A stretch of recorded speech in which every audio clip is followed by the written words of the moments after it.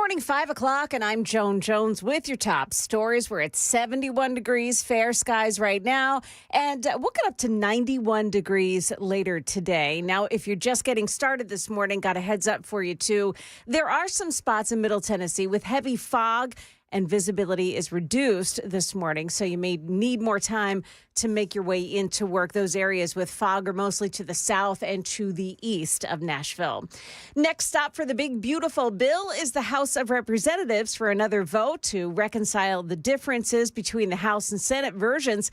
The House could take that bill up as early as today. The bill includes $4 trillion in tax cuts and eliminates taxes on tips and overtime. It boosts border security and it imposes work requirements on Medicaid. The bill also restricts eligibility for food stamps. The bill would also effectively phase out renewable energy tax credits and would change student loan programs, phasing out certain repayment plans and capping some federal loans. One thing not in the bill, a provision that would have blocked states from regulating artificial intelligence. Senators scrapped that idea. ABC's Nicole D'Antonio there.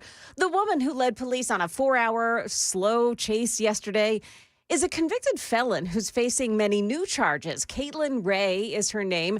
She was first spotted sleeping behind the wheel of a stolen car, and that's when she took off, crashing into police vehicles and nearly hitting an officer.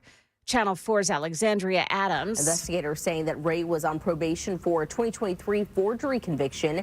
She does have convictions in multiple mid-state counties. When Ray was arrested, she was wanted for a May vehicle theft. Ray faces 2 counts of vehicle theft, 4 counts of evading arrest, and reckless endangerment. Market numbers now brought to you by Beacon Capital Management, online at beaconcm.com. A mixed finish for stocks on Wall Street after the Senate passed President Trump's tax cuts and spending package, known as the One Big Beautiful Bill. The Dow added 400 points, the Nasdaq lost 166, the S&P dipped 7 points. Investors are also closely watching President Trump's tariff moves over the next week and reacting to commentary from Fed Chair Jerome Powell on keeping interest rates steady until the economy fully feels the effects of tariffs. Tesla shares fell nearly 6%, weighing down the S&P. President Trump once again threatened to cut government subsidies across Elon Musk's businesses. Casino companies like Wynn Resorts and Las Vegas Sands rallied following a report that shows better than expected growth in the overall gaming revenue of China's casino hub. Lululemon suing Costco, accusing the retailer of selling dupes of its products at lower prices and infringing on its patents. Michelle Franzen, ABC News. This morning, stock futures are up. We've got the Dow futures adding 69, NASDAQ futures gaining 21, S&P futures are plus 8 points. That's the latest news, traffic, and weather next. I'm Joan Jones, WTN News.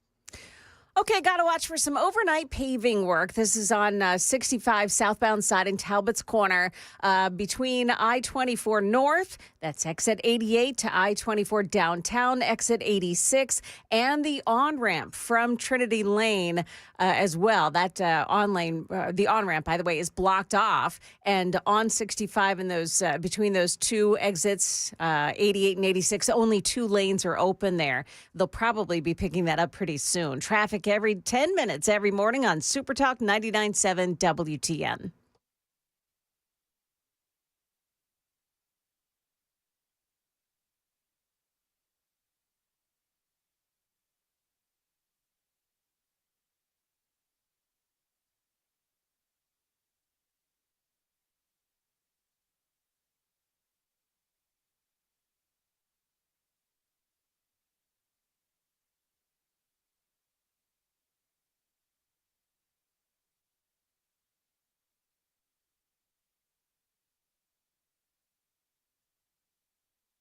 .506 on Nashville's Morning News on Super Talk 99.7 WTN. Good morning to you, friends. How are you? Hope everything is going well. This, by the way, our last broadcast before the July 4th holiday. So for you and I, Joan, and KGB, this is the beginning of our nice little 3 or 4 days off. And although, programming note, we do have a live broadcast on Red Eye Radio. That is going to be tomorrow night, so I'll be on the air tomorrow from midnight to 5. So tune in if you have nothing better to do at midnight. All right, hey, real quick. moving right along. Super text line is open, 615-737-9986. I want to start with, it's been a very good day for Donald Trump yesterday. Very good day for Donald Trump, where the big, beautiful bill, right? It passed the Senate. Now, I guess they're going to have a vote in the House of Representatives today. They've already got this thing all teed up and ready to go. So we'll talk about that. But he also, did you hear about, I knew, Joan, that you would have an opinion on this. Yeah. The whole CNN thing, not CNN, a CBS thing, where Trump was suing CBS. Oh, yes. And, well, it looks like he has, I'm saying he won because they settled out of court. Donald Trump, apparently, and this came down last night, has come to a settlement with CBS regarding that interview with Kamala Harris. Now, for folks who don't remember, and I know you remember, Joan, because I think you and I were working together at the time, where CBS is interviewing Kamala Harris, Bill Whitaker, and they edited her answers to make her sound better than she was. Remember that? She had a word salad answer. Yeah. And they replaced it with a far more concise answer. So the accusation being that they asked her the question, she completely screwed up the answer. So they cleaned it up by pulling another part of the interview and replacing her train wreck of an answer with a more coherent message.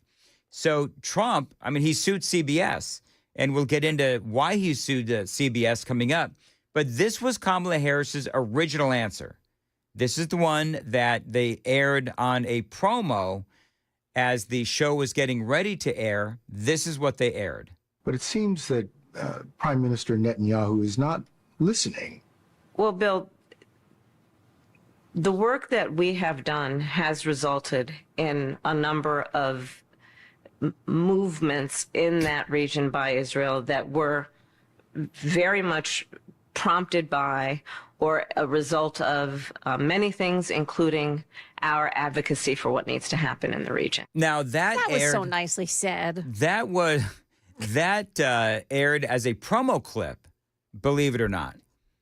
And so people lost their minds. People are like, oh my gosh, she's going to word salad on our relationship with Israel. This is going to be a disaster.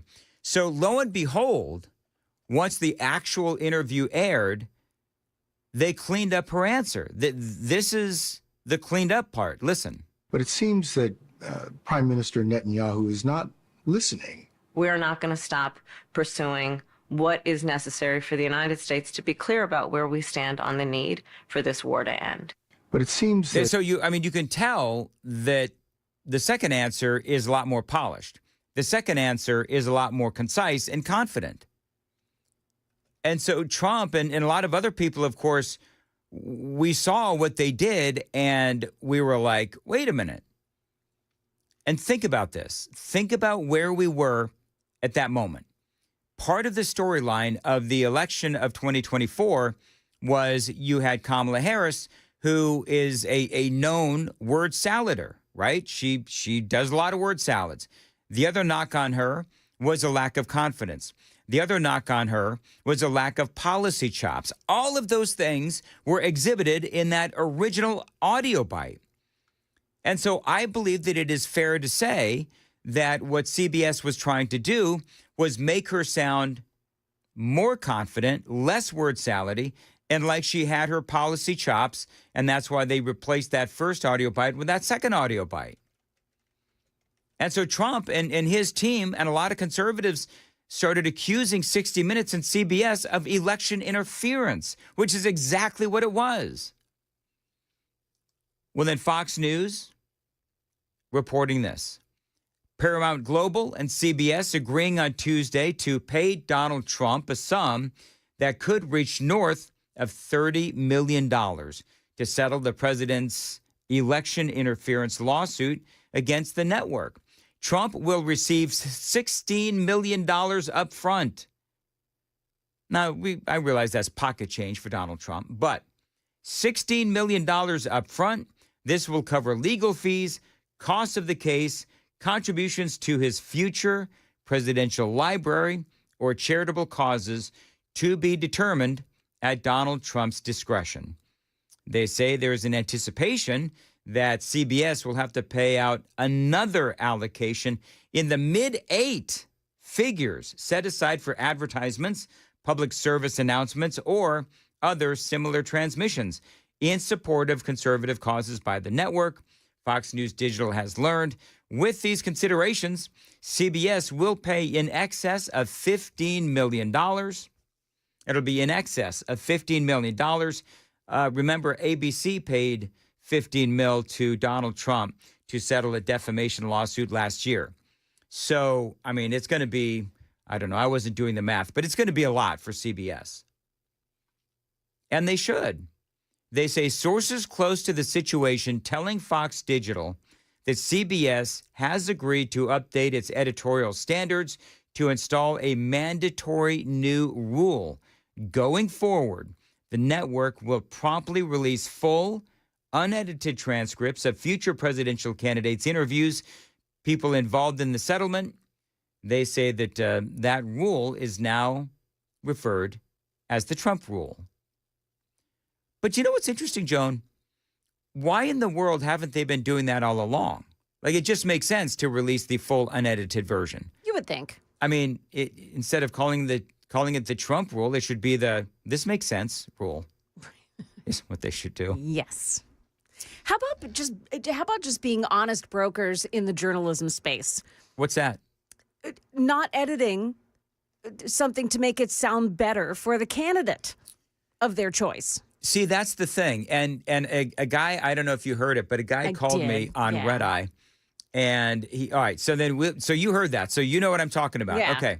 So he accused me of a couple of things. And by the way, I think I slammed him. I think I hammered him. He did it very nicely, though. I did it nicely. I did it nicely.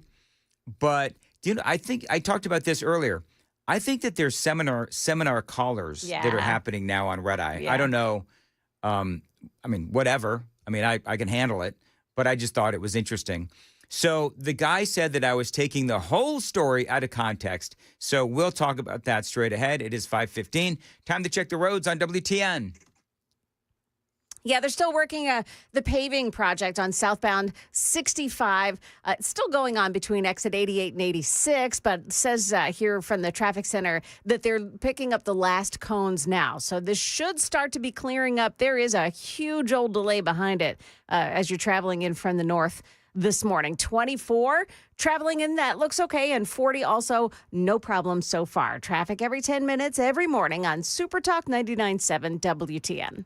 Thank you, Joan. And as far as your weather goes, I put it on the floor. Oh, well, that's good. I know. Right where it belongs. I can just say it for you. What is it? It's just right now it's 70 degrees, but like all through Sunday, because we always do the weather after we're done. All through Sunday it's gonna be mid-90s, partly cloudy, maybe some storms on Sunday, but it's gonna be mid-90s throughout the rest of the week and partly in some clouds. So July 4th, we're going to have some clouds, but no rain. No rain. No. Okay, Yeah. very cool. And by the way, there's a little fog this morning for some people. So it's mostly to the south and to the east of Nashville. Okay. So watch that. It was awful. Oh, you Coming had to in. drive through it? Oh, yeah. Yeah. All right. 4th of July, they say there's 10% chance of rain. So it's good. If there's going to be rain around you, it's going to be very little showers. It won't be much. Excellent. All right, we'll talk about all of our 4th of July plans coming up. So talking about the Kamala Harris thing and how, CBS is going to have to pay, well in excess of the $15 million that ABC News had to pay. And we'll get into that part of the story, too. But a guy called up on Red Eye, and he said that I was taking it out of context. I think, is that what he said? And I think he also said that I was disingenuous. So I said, okay, well, let's chat about it then. And one of the things that he said is that Fox News admits that they edit Donald Trump as well. And Trump has not sued Fox News. Now, the reason you have to edit Donald Trump, and I know this because I've been editing his audio for like 10 years now, is because the man talks forever. He goes on forever. He's very proud of the weave that he does when he gives interviews. And it's like, how's the weather? And he'll give you, 7 or 8 different things. And he'll say the weather's fine, right? That's what Donald Trump does. Y'all know it. I know it. Everybody knows it. So the reason why Fox News has to edit what he says is because he goes off on all of these different tangents. That's why. And Fox News, I don't believe that Fox News is editing Donald Trump to make him look better. I think Fox News is editing Donald Trump because they're editing for time. And here's the other thing. They also didn't replace what he said with something else.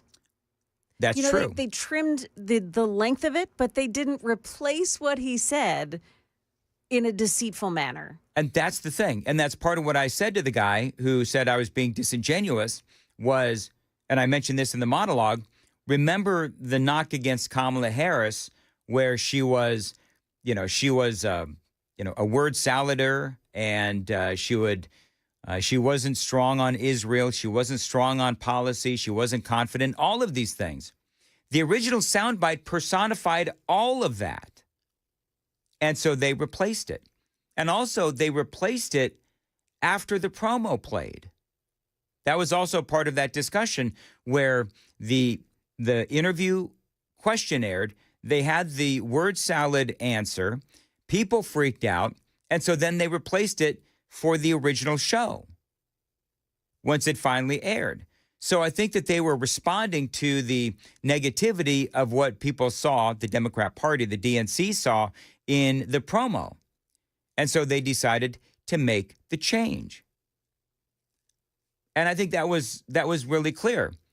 And you know what the guy said to me? I'll never forget this, Joan. When I said that to him, do you remember what the guy said to me? I don't.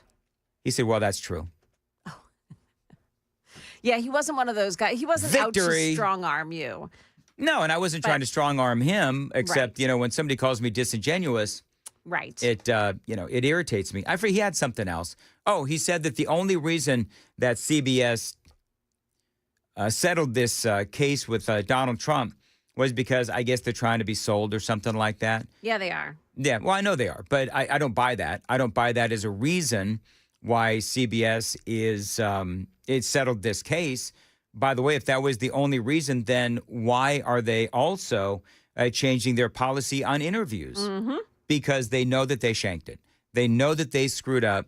And I cannot believe that a major network would do something so stupid as to air a part of an interview for a promo and then change it for the actual show. I mean, it doesn't make any sense to me. And clearly they were trying to, in my opinion, interfere with the election. Have you heard what Bernie Sanders said about all this? Hold on, before you go on. Yes. The Wall Street Journal this morning is reporting that it was a $16 million settlement. 16 mil? 16. Yeah. Yeah. All right. And he sued for how much? He sued for like $1 billion. He sued for like billions. Yeah. Oh, that was the other thing the guy said. Yep. The guy said, well, he sued for like 20 billion and he only got 16 million. And it's like, well, what difference does that make? I mean, Right. he won. He won the case because CBS settled. So, anyway. President Trump is raking in more money. He took issue with how much money President Trump has made as well. Oh, yeah. He said that Donald Trump has doubled his income since he started the presidency in 2017. Because of all the lawsuits that he's settling with the media companies. How much did ABC pay him? ABC paid him, wasn't it 20 million or something like that? Let me look it up real quick. And he's doing a nice job earning quite an income suing all the media companies that continue to just act in bad faith. Well, and the guy said, we should have just aired the stupid call. I know. The guy, he also said, because I thought it was a good call, because I don't mind confrontation. The guy also said that Trump is, selling things and all in the crypto, the coin, whatever, and he's doubled his income that way as well. Well, I told him I didn't believe that was true, and so I grokked it, and it's not true. Donald Trump has not doubled his income from 2017 to now. As a matter of fact, he's had to pay a crap ton of lawyers. Mm-hmm. He had to lose control of his businesses. We know that as well. And he took a bullet for this country. So, yes. Oh, because his problem was that I said that Donald Trump has sacrificed for our country, right, which he has. And I don't see Nancy Pelosi sacrificing. In fact, she has how many bajillions of dollars now trading in the stock market? Oh, it's insanity. How about the Clintons and the Clinton Foundation and Joe Biden and his becoming so wealthy with his son? Yeah, by the his influence side. peddling. Yeah, I brought that up. There's so much that you could say about what Democrats are doing in spades compared to what we know about Republicans. They all do it. That being said, why is Donald Trump selling cologne? Yeah. That's a like good can I question. be He sold honest gold here? Sneakers, remember those? Well, those gold sneakers are worth a lot of money. Like you guys tipped me onto that. Yeah. That those sneakers were a really good investment for people. I just don't understand the cologne. I'm having a really hard time with the cologne. It's probably it was a Father's Day thing. Oh, okay. Right. I guess. I mean, everybody would buy cologne and give it to their dad. Yeah, smell like Trump. Sure, just to have that bottle of cologne on its nightstand or whatever, Sure. It's just a I wonder what it novelty. smells like. Yeah, I don't. Oof. I'm not a big cologne wearer, so whatever. I noticed. Yeah. Oh, you don't want to. You I don't want to smell you. I would be the. Do you know what? When I do wear cologne, I make Amy put it on because I would like drown myself in cologne, and I actually did that one time. Amy and I went out, and she said, "You put on that cologne, right?" And I said, "Yeah, you told me to put on the cologne," and she's like, "Honey," Did you take a bath in it? she said, "I love you. You put on too much." And I said, "Well, how much am I supposed to put on?" And she did this. She said, "What did you do?" And I said, Dan, no, it's you spray twice, walk in it. That's all you got to do. Well, I know that now, KGB. Amateur hour. Did KGB just call me amateur hour? He did. Yep. All right, fair totally. enough. Yeah. Listen, if the worst thing I do today, which is probably not going to be, but if it's the worst thing I do today is not knowing how much cologne to put on, I think it's going to be a good day. Joan, what's coming up?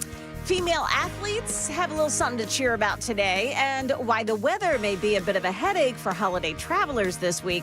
We've got those stories and more coming up here at 5:30 on Super Talk 99.7 WTN.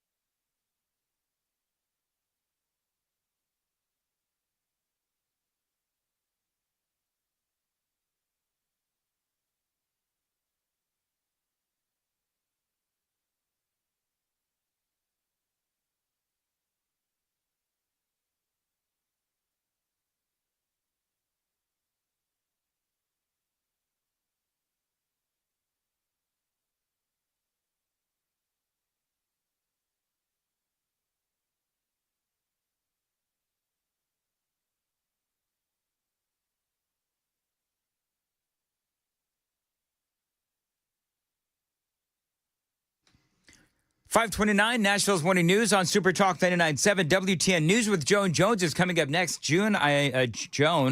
What's my name? Joan. Yeah. Joan, back to I'm in a bit of a quandary. Okay. It is 5:30 and we don't have a poll question up yet. Oh, really? I can't think of one. Can you? Give me a minute. Super text line is open, folks. Yeah. If you have and make it like a serious poll question because I'm like stuck. I can't think of one. 615-737-9986. If not, we'll have to figure something out coming up next here on Super Talk 99.7 WTN.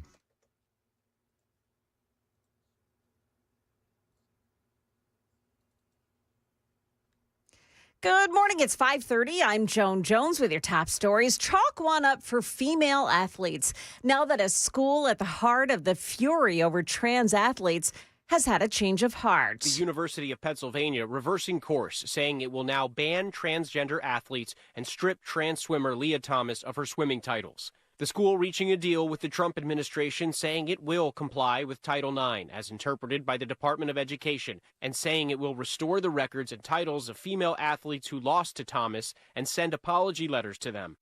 It's ABC's Andrew Dimbert reporting. Happening today, Tennessee lawmaker Justin Jones is holding a press conference. He's announcing his legislation, the ones that he just introduced. He calls it the Stop American Gestapo Act. It would require law enforcement officers, and this, by the way, is targeted at ICE agents, to bare their faces, wearing no masks while they're in uniform. If you're headed on a trip for the upcoming 4th of July holiday, keep in mind that you may encounter flooding on the roads and weather delays in the skies. Heavy rain triggering flash flooding from Virginia to New Jersey. Parts of Pennsylvania seeing half a foot of rain. We got a report of a person trapped under a tree in a car. In Delaware, a woman killed after a tree fell on her SUV. Storms from the south to the Midwest are even delaying members of Congress from getting to Washington for crucial votes. Now, as for the weather here in Nashville, it'll be clear and hot. Stefano tells us that there's virtually no chance of rain to dampen our fireworks shows. We've got details on the weather coming up in just a moment. I'm Joan Jones, WTN News.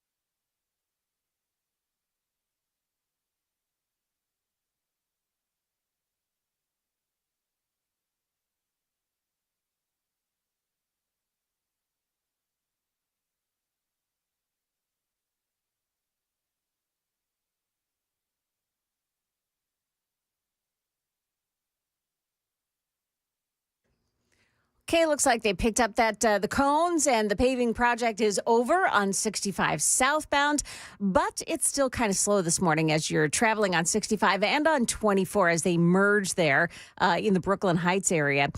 Traveling in on 24 westbound side looks pretty good so far. No troubles on 40 at all. Traffic every 10 minutes every morning on Super Talk 99.7 WTN.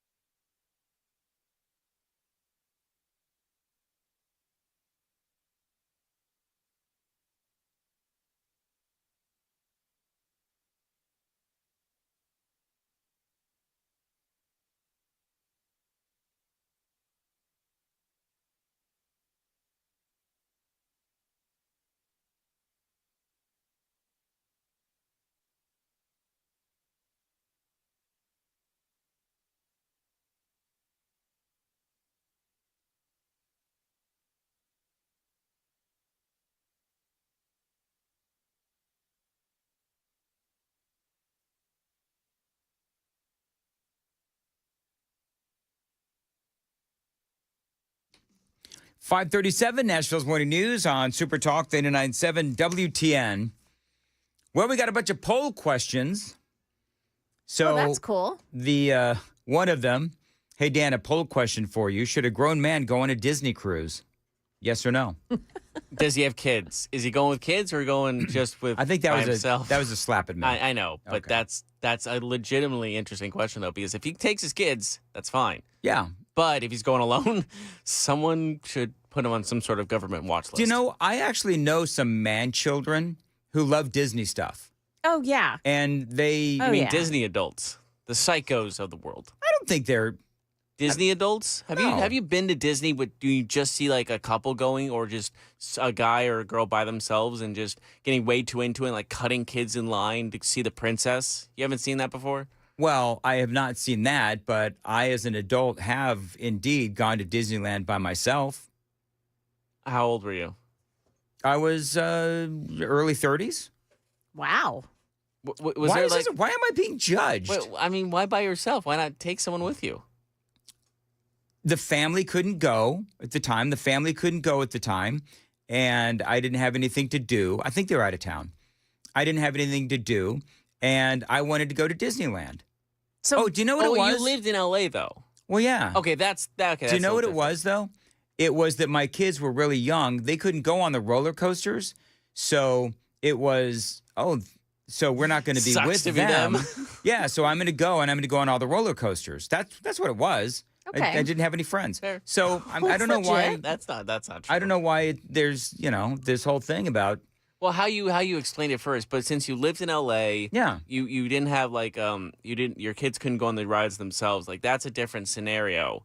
But if you were like in Nashville and you were in your 30s going, you know what, I'm gonna fly over to Disneyland by myself. That's a different ballgame. hey, let's get back to the poll question thingy. Yes. So somebody, this was 0552. Mhm. What's the highlight of your 4th of July? Barbecue, family, fireworks, or D, other? What do you think about that? I think just that like time with your family is also just it's always good to just spend time with them and barbecue. I mean, they go hand in hand. The barbecue goes with the family. I don't think it's one over the other. Here's another one. Ketchup or mustard on your hot dog? Ooh. Or cheese on the burger before or after you grill it? I like that one. Schumer, you fool. I think that mustard for the hot dog. That's me. As far as, not a lot of people, not everybody, I'll say it this way, not everybody actually wants to spend time with their family. Depends on what family is. If it's like your mom, your dad, your brother you didn't get along with, whatever, then there's a lot of people that would say, oh, I don't want to spend time with them. Now, I would. I'm sure you would, Joan, but I go by this. You don't have to be blood to be family. Whoever you're close with and you trust, that's your family. Do you remember the whole thing about Friendsgiving? Yes. Where Yes. people were deciding, I'm not going to spend, because in my house when I was a kid, those Thanksgivings were absolutely dysfunctional. Like they would talk politics and they would start yelling. Like the more wine they drank, the louder they yelled, right? So my dad was a conservative. My family from the East Coast, not shocking, they were on the liberal side, and they would just start arguing about politics. And it's like, why do we do this? And it didn't make any sense to me. So people decided at some point, it was a story a couple of years ago, where people started doing the Friendsgiving, where they started just, I'm not going to bother going to the families. I'm going to start spending time with my friends.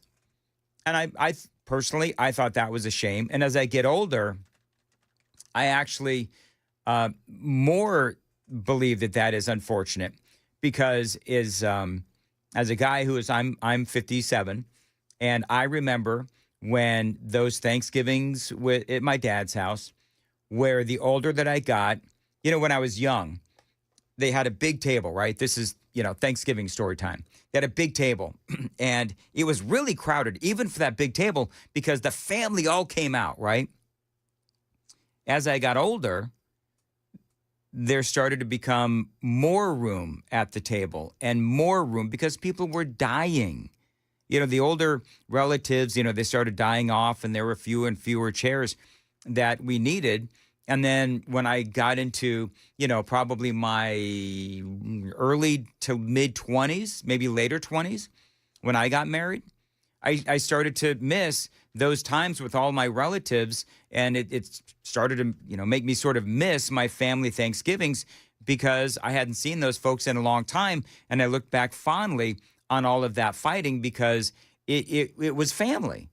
And there was a point in my life where I really missed that. And the people that were at that table and were now dead. And so, I don't know. I think when you start blowing off your parents, your brothers, whatever it is, then sometimes some people look back with regret that they started blowing them off because you didn't see them after that. Everybody ended up dying. So for me, I'm very much appreciative. And by the way, once you lose your family, like your parents, then Yep. you may choose to regret not going to see them at Thanksgiving.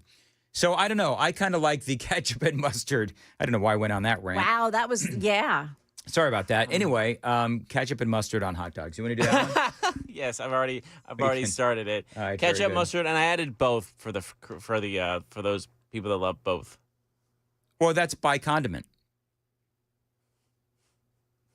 Is it legal? Did you get the joke, Joan? By condiment? Wait, Yeah, I hold got on. it. Like by both? Hold on. Hey, can we let's talk about something we could all agree on. Justin Jones is an idiot. So what does he want to do? So it's called the Stop American Gestapo Act. Okay.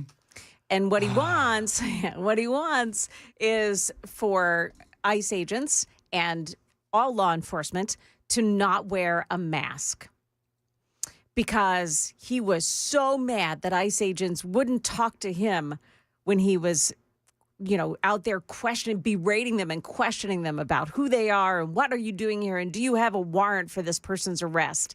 When the whole when the ICE thing was going down ICE raids in were going Nashville. down. Yeah. So I'm just sick of the Nazi references. they refused to engage with his office.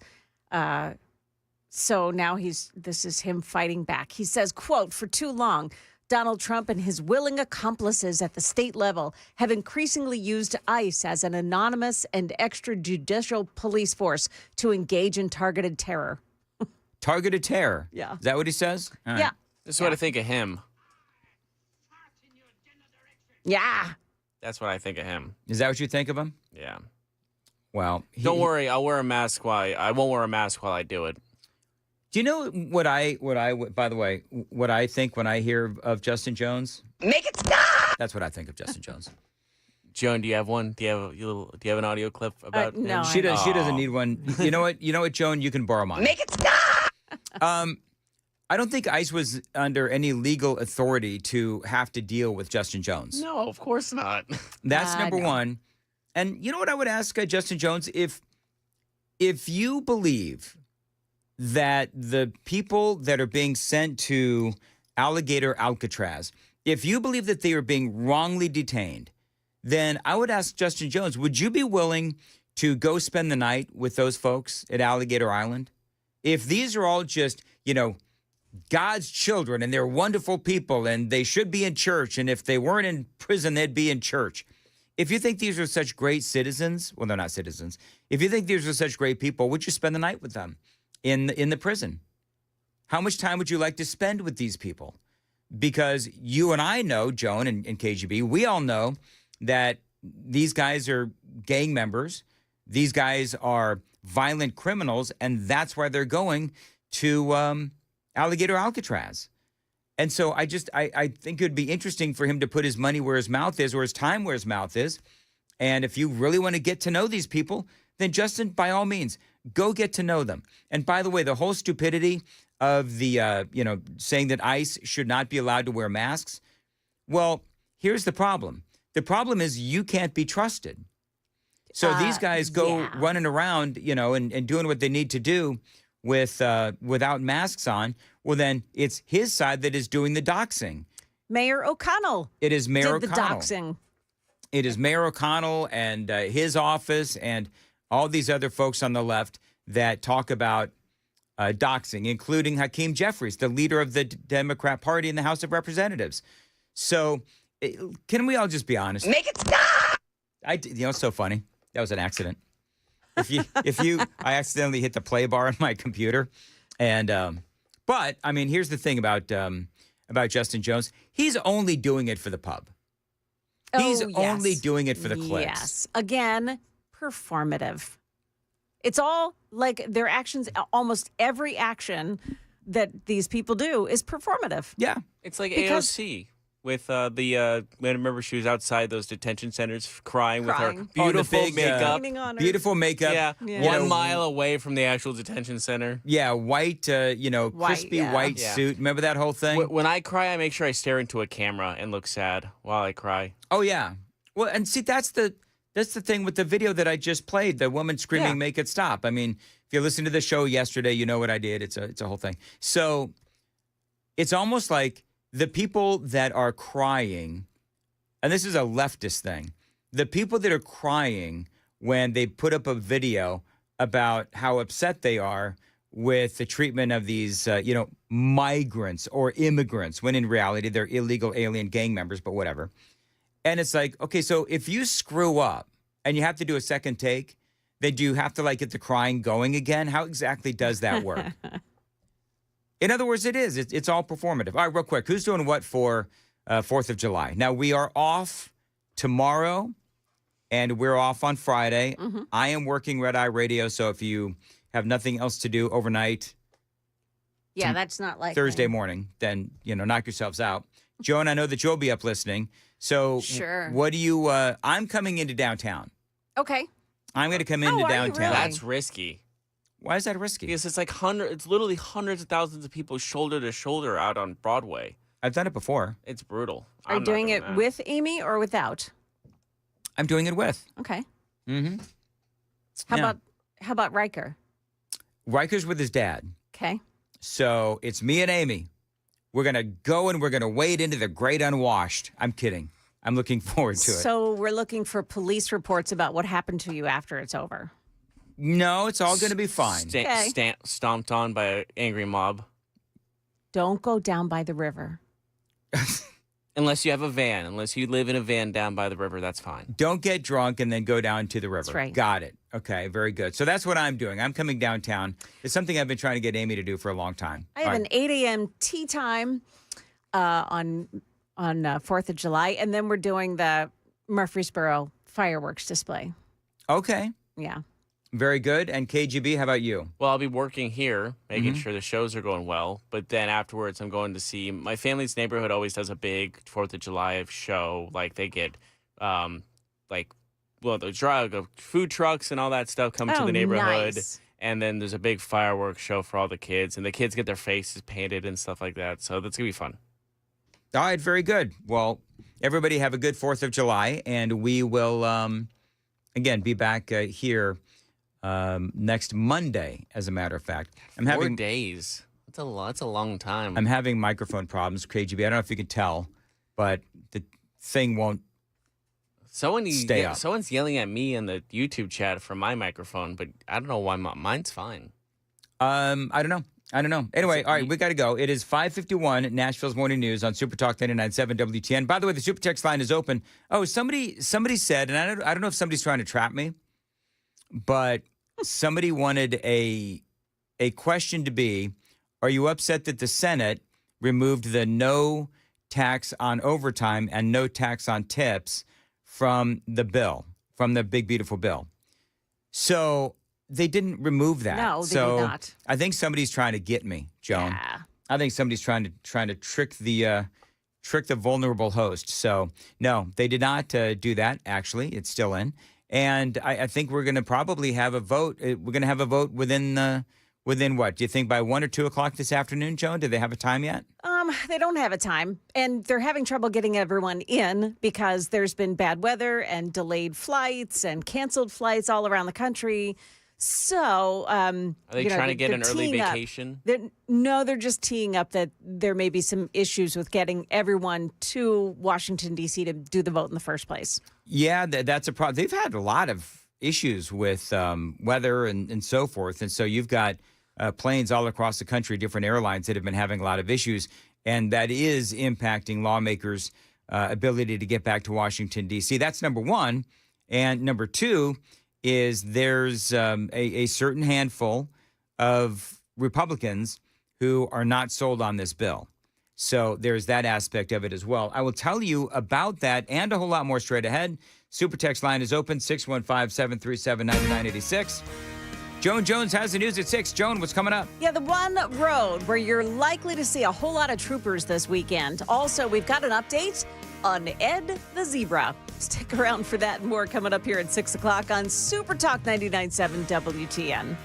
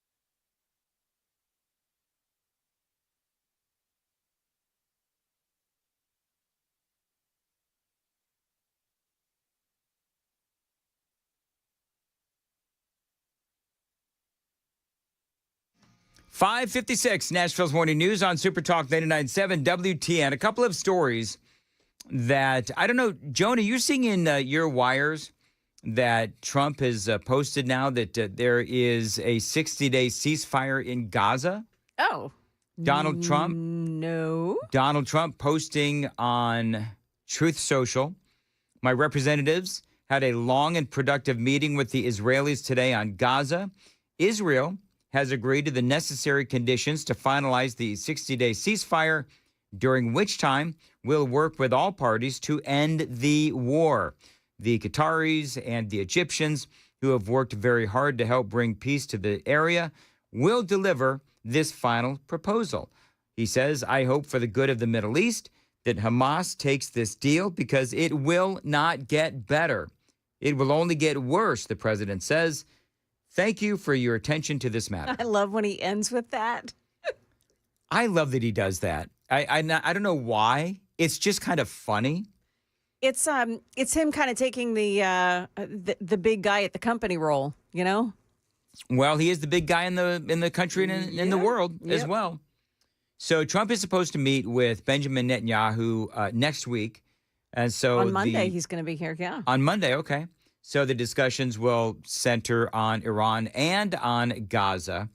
But, I mean, if this is true, and I don't know that Hamas has actually responded to this, but you'll notice that he took time out of his note to make sure that he tells Hamas that this deal is not going to get any better. It is only going to get worse. And by the way, it is worth pointing out that it will only get worse is in capital letters.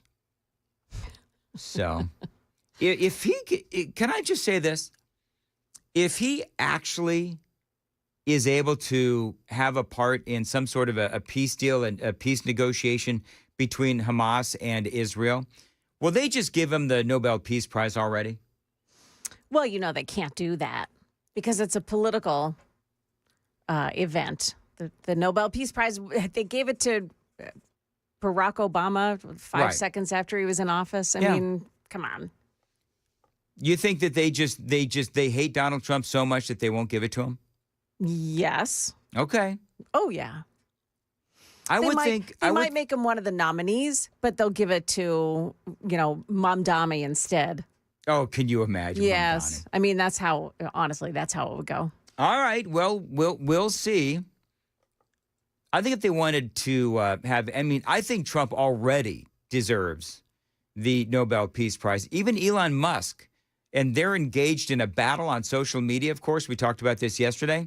Even Elon Musk posted that you've got to give credit where credit is due.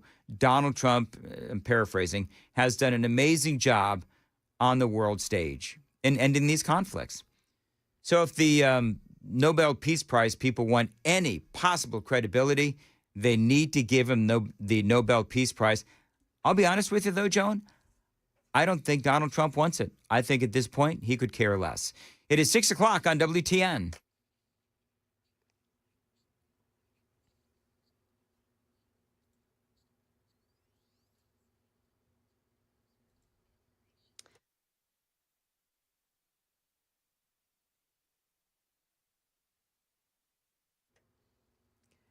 Good morning, 6 o'clock. I'm Joan Jones with your top stories. 70 degrees, fair skies right now. But for some folks to the south and the east of Nashville, you've got some fog you're dealing with this morning. And a heads up, too, about a big policing effort over the weekend. Tennessee Highway Patrol is joining several agencies to add extra patrols along the entire stretch of Highway 70. You know, the new vehicles today, they have Bluetooth. There's no reason that, you should put a phone to your ear. You can speak text, things of that nature to reduce distracted driving. But people still do it. That trooper there speaking with Channel 4. They'll also be looking for drunk drivers, speeders, and aggressive drivers. Now, these extra patrols will be out there tomorrow at noon through midnight on Sunday.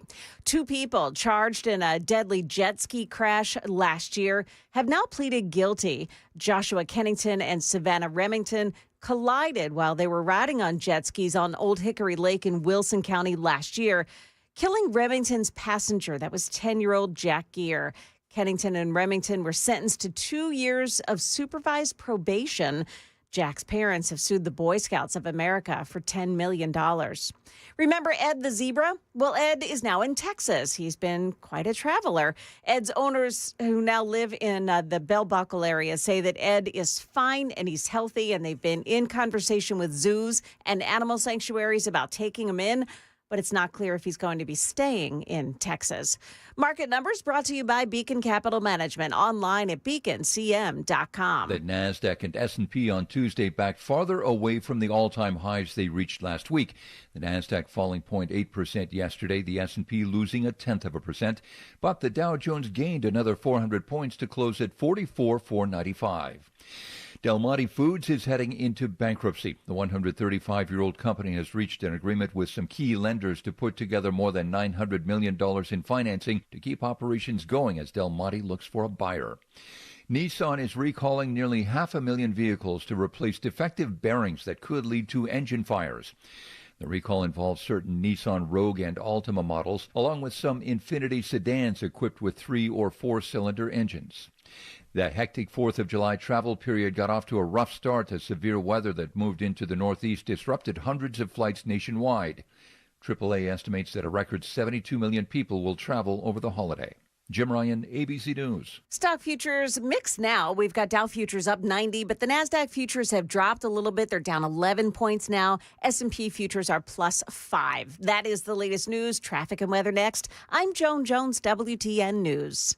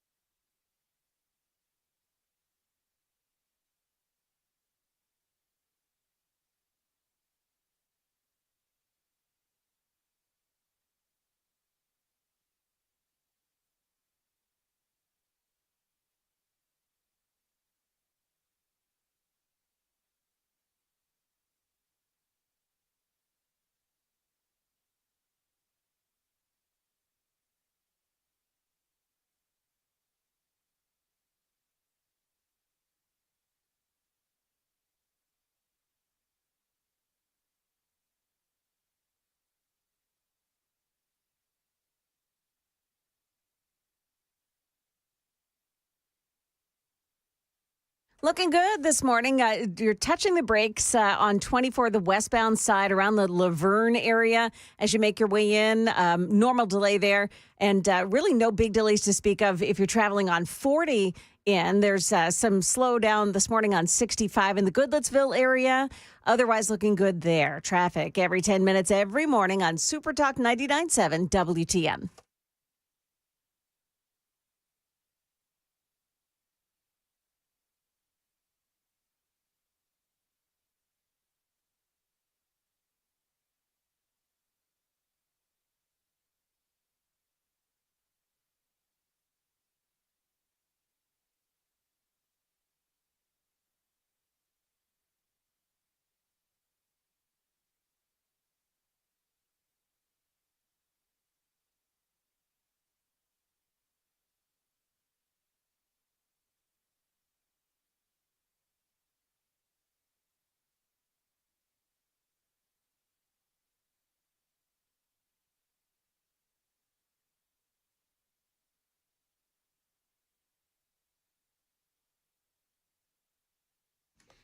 6:06 Nashville's Morning News on Super Talk 99.7 WTN. Man, there is a lot going on for your July 2nd. It is Wednesday. And thanks for listening to Nashville's Morning News on WTN. Headline from the Daily Mail. Listen to this just real quick. U.S. has now decided to halt some Ukraine weapon shipments after deciding to put American interests first. So you kind of knew this was going to happen. Maybe you were hoping it was going to happen. But apparently now Donald Trump and his administration has decided, you know what? These weapons and these, this stuff that we were going to send to you, this is, by the way, equipment that the Biden administration had approved. And now apparently Donald Trump has decided to hold it back. The United States will halt some key weapons shipments to Ukraine that were promised under the Biden administration in a devastating blow to Ukraine. And, of course, Vladimir Zelensky. White House Deputy Press Secretary Anna Kelly telling AFP news agency on Tuesday that the decision was made to put America's interests first following a review of defense aid given to other countries. Missiles for Patriot air defense systems, precision artillery, and Hellfire missiles are among the items being held back. They say this decision was made to put America's interest first following a DoD, Department of Defense, review of our nation's military support and assistance to other countries across the globe. So that's going to be a very big deal. I'm surprised that we haven't seen. I'm trying to figure out when this was published, but I'm surprised that there hasn't been more on this. But maybe that should be our poll question. Are you happy that we have Donald Trump has decided to rescind sending these weapons to Ukraine? These were weapons that were promised under the Biden administration. So the first story ran, I think, in the New York Times some 10 hours ago. Okay. Thank you, Joan. Mm-hmm. So, yeah, I didn't see that till now. So, you want to change that? Hey, KGB, let's go ahead and change. Now we have an actual legit poll question. Do you support Donald Trump pulling back weapons from, that were promised under Biden being sent to Ukraine? Because I think that is a good poll question. If President Joe Biden promised Ukraine these weapons, is it right for Donald Trump to decide, no, we're not going to send these weapons? And by the way, I do think that it's okay, but I'm not going to vote in the poll.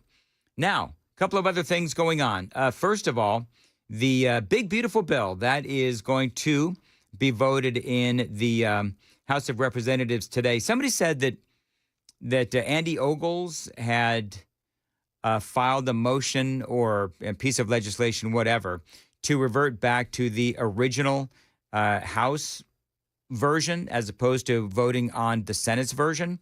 I saw that story too, but the version that I read did not say that they were not going to vote on the bill. And I just grokked it, and I saw a couple of other sources that said that they will be voting in the House of Representatives at some point today. But as Joan said, we'll have to see if everybody can get back to Washington, D.C., because there's a lot of flights that have been canceled and so forth. But, part of all of this is going to be, okay, they're going to end up negotiating. The Senate and the House of Representatives, they will end up negotiating. So now what is going to happen and where will this eventually land? One of the things that I thought was interesting, and I was wrong, by the way, on something, Joan. Flag the tape. I was actually wrong on something. No. Yes. Yesterday, I said that Rand Paul might be the one. If they're looking for, you remember they had 4 possible holdouts? Mm-hmm. You had Lisa Murkowski, you had Susan Collins, Tom Tillis, and Rand Paul. I said that Rand Paul would perhaps be the one that would back out. It was actually Lisa Murkowski, apparently, that decided to vote for the big, beautiful bill. Rand Paul, Susan Collins, and Tom Tillis of North Carolina all voted no. So, you know what happened? J.D. Vance had to come in. On this vote, the yeas are 50, the nays are 50. The Senate being evenly divided, the Vice President votes in the affirmative. The bill as amended is passed. All right, so that is J.D. Vance had to come in. He had to do what he had to do. Kamala Harris, when she was vice president, had to do that a number of times as well. And this was a massive undertaking. The vote-a-rama, of course, took hours. The Democrats mandating that the whole thing, all 1,000 pages, had to be read out loud in the Senate. That took hours as well. And now, here we are. Finally, it got out of the Senate. Donald Trump is out there saying that the Republican Party needs to be unified. So does Mike Johnson, whether you are in the Senate or the House of Representatives. He was on Sean Hannity's show last night. 85 to 90% of this bill is the House-generated product. The Senate made some modifications to it. They made it more conservative in some places and moderated it a little bit in others. But I tell you what, as the president said so well today, this is no longer just a House bill. It's not a Senate bill. It's the bill of the people. So we all know what's in it. We've been talking about this ad nauseum. But when the speaker says this is a bill for the people, well, he's obviously talking about all of the tax breaks. And there's a lot of tax breaks. There's a lot of tax cuts. And the vast majority of the American people want those tax cuts. And I think, personally, the Democrats, I think that they needed to put up some semblance of a fight. But the reality is that they did not want to go into the midterm elections having to explain why they took a tax cut away from the American people. So here's what the Senate version does. It makes permanent those lower tax rates that we've been enjoying since 2018, a higher standard deduction for everyone as well, no tax on tips got through, auto loan interest deduction for cars made in America also got through, no tax on overtime, child tax credit up from $2,000 to $2,200 per child, business tax breaks as well to encourage investing and hiring, and obviously a whole lot more. So Mike Johnson was asked the question, do you think this is going to pass? I'm confident we can. We're at the 1 yard line in this game that's been played over a year, really. We worked on this for about 14 months to get us to this point. We're going to run it right up the middle and score for the American people. And I tell you what, everybody is going to benefit. And as you noted, all those features. It's the most conservative piece of legislation we've ever worked on. You need to mention at the same time that even though while we're having historic tax cuts, we also have historic savings. We're going to save $1.6 trillion for the American people. We're going to cut down the size and scope of government, make it more efficient, make it work better for the people. They demand and deserve that. All right, so that is House Speaker Mike Johnson, and he had a lot more to say, including where he said that they're not done. Even if this passes, they're not done. There will be more of this, and I've got more details on that straight ahead. 6:15, time to check the roads on WTN.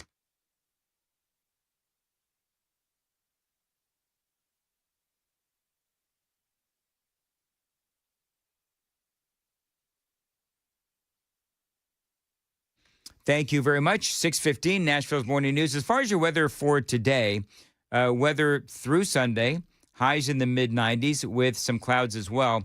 Your 4th of July forecast, it's going to be some clouds, but no rain is expected, and hopefully we'll all have good views. A person on the Super Talk line, the Super Text line, 8602, I still don't know if no tax on Social Security is in this bill. Some say it is, but some say it is not. I need it, and Trump promised it. I have your answer coming up, 8602. It is 6:15 on Nashville's Morning News on Super Talk 99.7 WTN.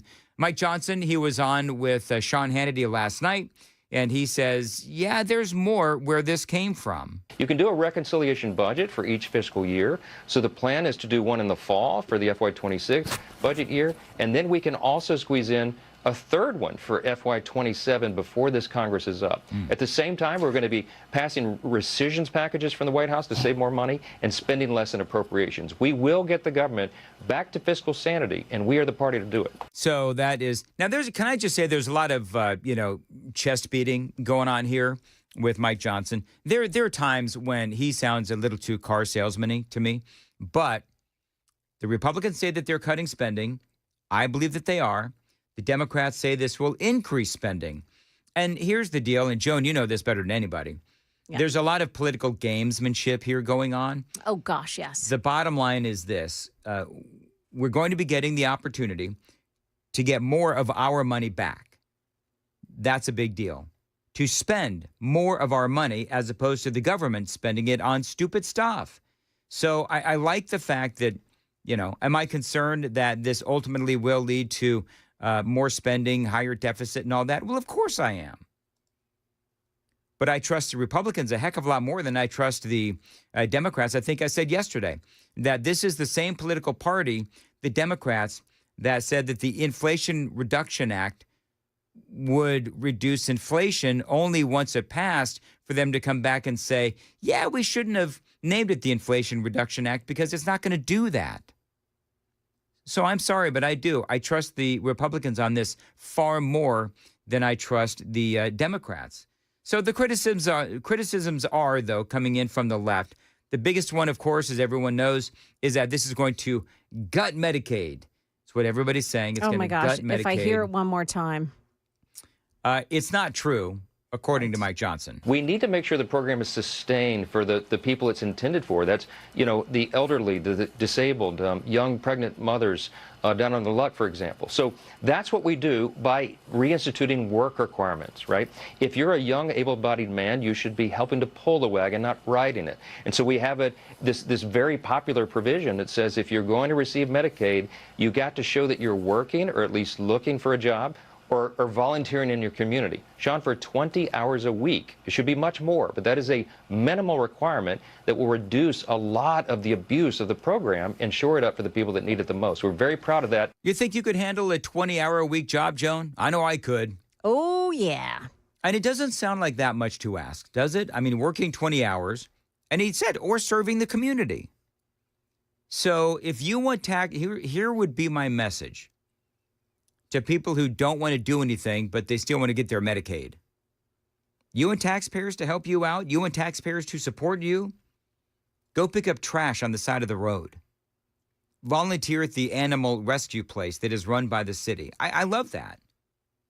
And I don't believe that it is unreasonable to be asked to pull your weight. I actually love that analogy that he used. You should be able to pull the wagon and not sit in the wagon. I love that. I do. I've never heard of that before. But it's true. Pull your weight. By the way, let's also not forget that Donald Trump's immigration agenda is wrapped up in this bill. We're estimating the average American will have an additional $10,000 take-home pay because of this. You will have no taxes on your tips and on your overtime. Seniors will get a reduction in taxes because of a credit they'll have, those on Social Security. There's something in this bill, literally, as the president said today, for everyone. It is great policy and is going to help the economy, help the American people, and fulfill the promises of the America First agenda. It does not eliminate federal taxes on Social Security benefits. The parliamentarian decided that, no, that did not belong in this legislation. Now, what it does include is a temporary $6,000 senior deduction for those 65 and older. This phases out for those in the higher income brackets. This goes until 2028. The reason for this is the Byrd Rule. They say that, again, changes to Social Security in budget reconciliation bills is not allowed. So if you are looking forward to no federal taxes on your Social Security, instead, you are getting a temporary $6,000 senior deduction for those 65 and older. It also, by the way, you know what else this thing does? It reestablishes opportunity zones. Now, you remember what opportunity zones are, right? So these are those areas that, and I'm going to have to paraphrase here, but these are the areas that, they might be, areas of a city where it's not doing really well. There's a lot of crime. The city, the buildings need to update it and so forth. And so you offer these opportunity zones where if a business wants to come in and they want to, fix up a factory, they want to upgrade a factory, and they want to hire a bunch of local people, then the Trump administration will give you some, tax breaks and incentives and that kind of thing to try to revitalize these areas. And we've seen some great results with these opportunity zones. So that is what is in this bill and what is not in this bill. And obviously here, in the midst of a radio program, I can't, read 1,000 pages of what's in this thing. But, bottom line is that is what the House of Representatives will be voting on today.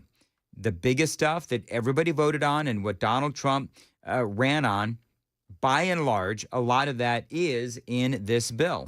It is 6:22 on Nashville's Morning News on Super Talk. Joan, can you explain to me what the heck's going on with Diddy at some point today? Oh, well, that, as a matter of fact, is my first story. So we'll tell you why federal prosecutors are sweating it out over the whole Diddy trial. Okay. Yeah. Because everybody wants to know, did he do it? You just wanted to say that, didn't you? Absolutely. You didn't even care about the story. You just wanted to say that. I'm marking myself safe from caring about the Diddy story. All right. We'll also tell you why a luxury brand is suing Costco over what they're selling on their store shelves. We've got those stories coming up here at 6:30 on Super Talk 99.7 WTN.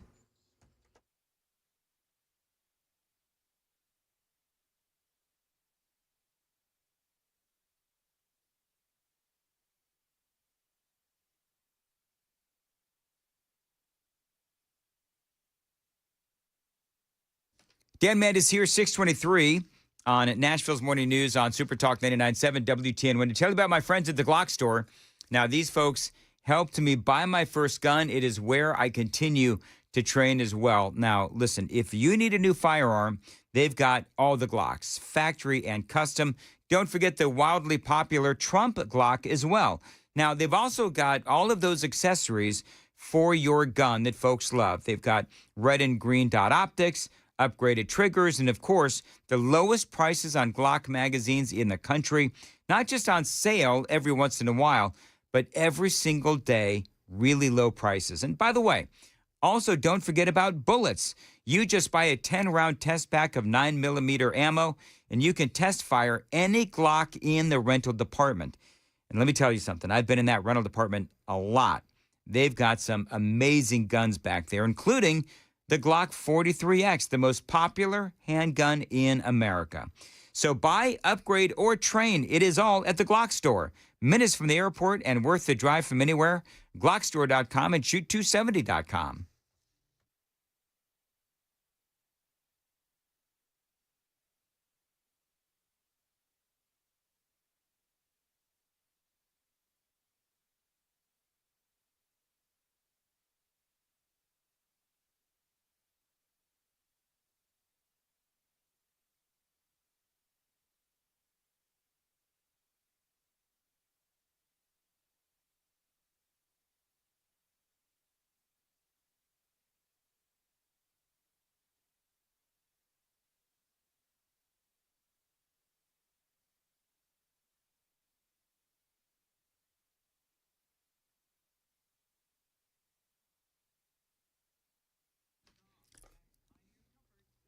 .625 on Nashville's Morning News. Listen, if you've been trying to slip into that bathing suit and you're having challenges, my friends at Contours, they can help you. Check them out online. It is contours.com. Listen, they've got that belly buster special going on right now for just $99. Now, what is a belly buster treatment at Contours? Basically what it is it's red light technology. It is cutting edge. It is new. It is incredibly unique, but it is also incredibly effective as well. So take advantage of Contour's red light technology by calling this phone number right now for a belly buster special. Most folks are able to lose 2 inches in the middle. You could. Me and Chad, we've been doing this for quite some time now. 615-236-9960. The first 10 callers right now, you get that belly buster special for just $99. Again, red light technology, it is unique, it is effective, it is cutting edge, and it is for you. They'll help you. 615-236-9960. First 10 callers right now get that belly buster special for just $99. Find them online and find out all about what Contours can do for you at their website, contoursllc.com.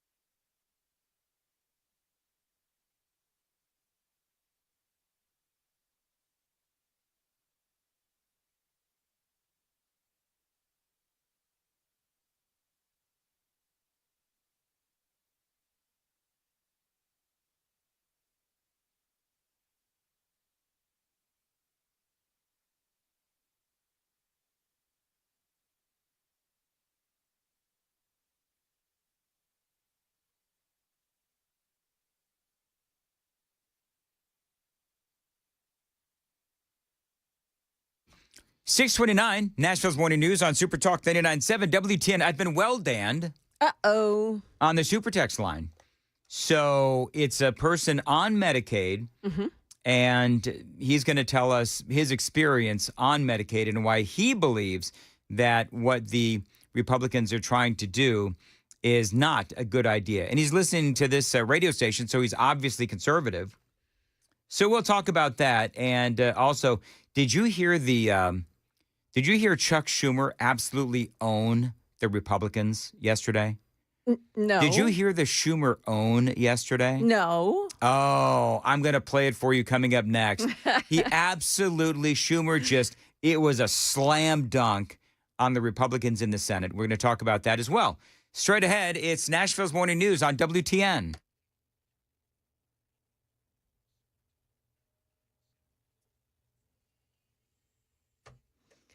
Good morning, now 6:30, and I'm Joan Jones with your top stories. In New York City, jurors are getting back to work today, deliberating the fate of Sean Diddy Combs after telling the judge that they're hopelessly deadlocked on the racketeering conspiracy charge. That one's the most consequential one in this trial. The jury revealing a partial verdict on 4 of the 5 criminal counts against the music mogul. Combs at one point wiping his eyes and sitting with his chin resting on his hand as his lawyers huddled around him, his family watching from the second row. The judge instructing the jury to continue deliberating, urging them keep an open mind. That's ABC's Lionel Moisey reporting. A federal judge has ruled that the mass layoffs carried out at the Department of Health and Human Services was likely against the law. U.S. District Judge Melissa Dubose, who was appointed by Joe Biden, has blocked the terminations and a planned restructuring of the agency. Attorneys general in 19 Democrat-led states and D.C. sued, saying the administration overstepped congressional authority when it laid off some 10,000 workers. HHS contends that the attorneys general lack standing to sue. An excellent development from the folks at Waffle House. The company has now eliminated that surcharge that it added back in February when egg prices were cracking new highs. Are you really doing this? I am. Okay, go ahead. But they really are. They've eliminated that egg surcharge at Waffle House now. Excellent. I knew you'd like that one. Mm-hmm. And a luxury fashion brand is suing a big box store. In a new lawsuit, Lululemon claims at least 3 items from Costco's clothing line are dupes of the luxury brand's bestsellers, allowing Costco to profit from Lululemon's goodwill and sweat equity. The supposed copycats in question, the Spider-Woman's full zip jacket, an alleged dupe of Lululemon's $130 Define jacket, but are sold for a fraction of the price. That's ABC's Rhiannon Alley reporting. That is the latest news. Traffic and weather next. I'm Joan Jones, WTN News. Thank you, Joan. Dan Mandis here. Mark Spain Real Estate. The guaranteed offer from Mark Spain Real Estate.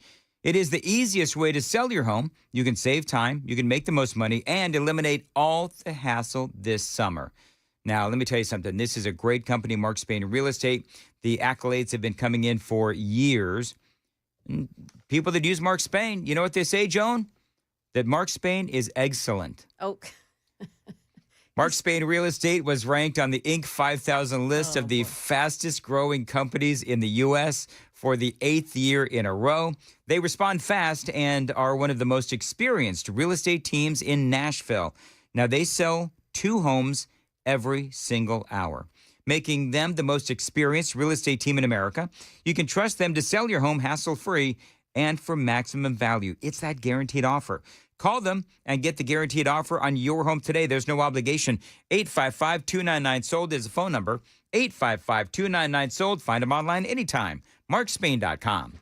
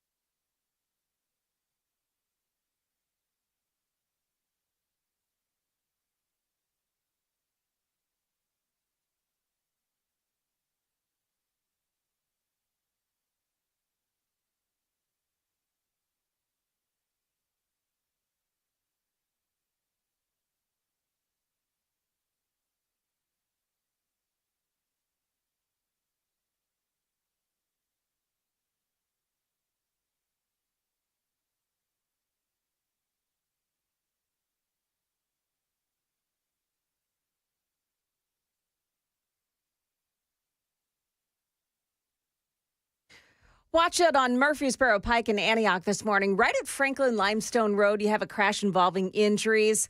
That crash may be in the Speedway parking lot, but still some delays around that area. If you're traveling in on 65, looks like it's slowing down now, making your way into the Goodlettsville area. 24 looks pretty good so far this morning. Normal delays, normal volume around the Laverne area. 40 is looking pretty good. Traffic every 10 minutes every morning on Super Talk. So what you're saying, Joan, Yes. is they look excellent. We're going to keep this up all morning, aren't we? You started this, young lady. I did. You did. I'm just saying, you started it. Yeah, well, it's time to put it to rest in the nest. Okay, moving right along. That was bad. Mm-hmm. Yeah. Oh, am I supposed to do so? Oh, got it. All right, very good. He's giving you the hand signals. He certainly is. KGB is giving me the hand signals. And I want to say hello now to Tony from Cabinet Solutions.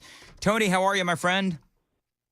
Dan, I'm doing great, man. How about yourself? It sounds like Joan, Tony is excellent this morning. Oh, my gosh. Sorry, Tony. So, Tony. I have no idea what you're talking about. That's okay. At this point, nobody else does either. All right, so let's talk about, for this Wednesday, how much people can save purchasing cabinetry from you folks at Cabinet Solutions as opposed to the big box stores. Oh, listen, you're exactly right. They can. A lot of people shop for cabinets at the big box stores thinking they're going to save money, but you can't. There's a lot of things you can save in those stores, but cabinets is not on that list. Matter of fact, after completing a kitchen and bath project recently, a customer, after we were done, shared with me that they actually saved nearly 30% on the quote that they received at one of these box stores. And an additional bonus was that they appreciated the white glove service and treatment that our team provided them. It's just a different atmosphere. And talk about the July 4th special, because folks can actually, if they make an appointment by mentioning my name this week, then they can get some free cabinet hardware, right? That's exactly right. All you got to do is mention your name and make an appointment. They don't have to buy anything this week. They just got to get an appointment. And to do that, they go to the website, which is mycabinetsolution.com, mycabinetsolution.com, and go to the Contact Us tab and fill out a quick form, or they can call, either one, and that form comes directly to me. They mention your name, and I get them that free hardware, and we get the ball rolling. All right, Tony, thank you very much. Have a great 4th. That's mycabinetsolution.com.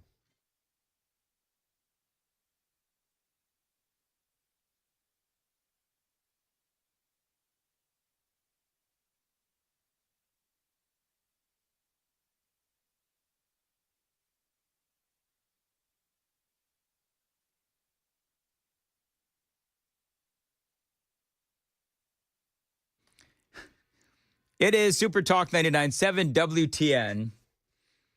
You know, Joan, that last newscast was extraordinary. Dan. Listen, I've got short timer syndrome. We are out of here in a couple of hours, and we've got a few days off. All right, a guy sent a note on the super text line. He is 1701. And here's what he says, because he is somebody that is actually on Medicaid and also SSI. And we're talking about how you need to, if you want to continue getting Medicaid, they're putting a work requirement on there, or they're putting on some sort of, 20 hours of community service, 20 hours of work to get the Medicaid. Here's what 1701 says. 14 years ago, by the way, he well-danned me. 14 years ago, he says, I could not walk.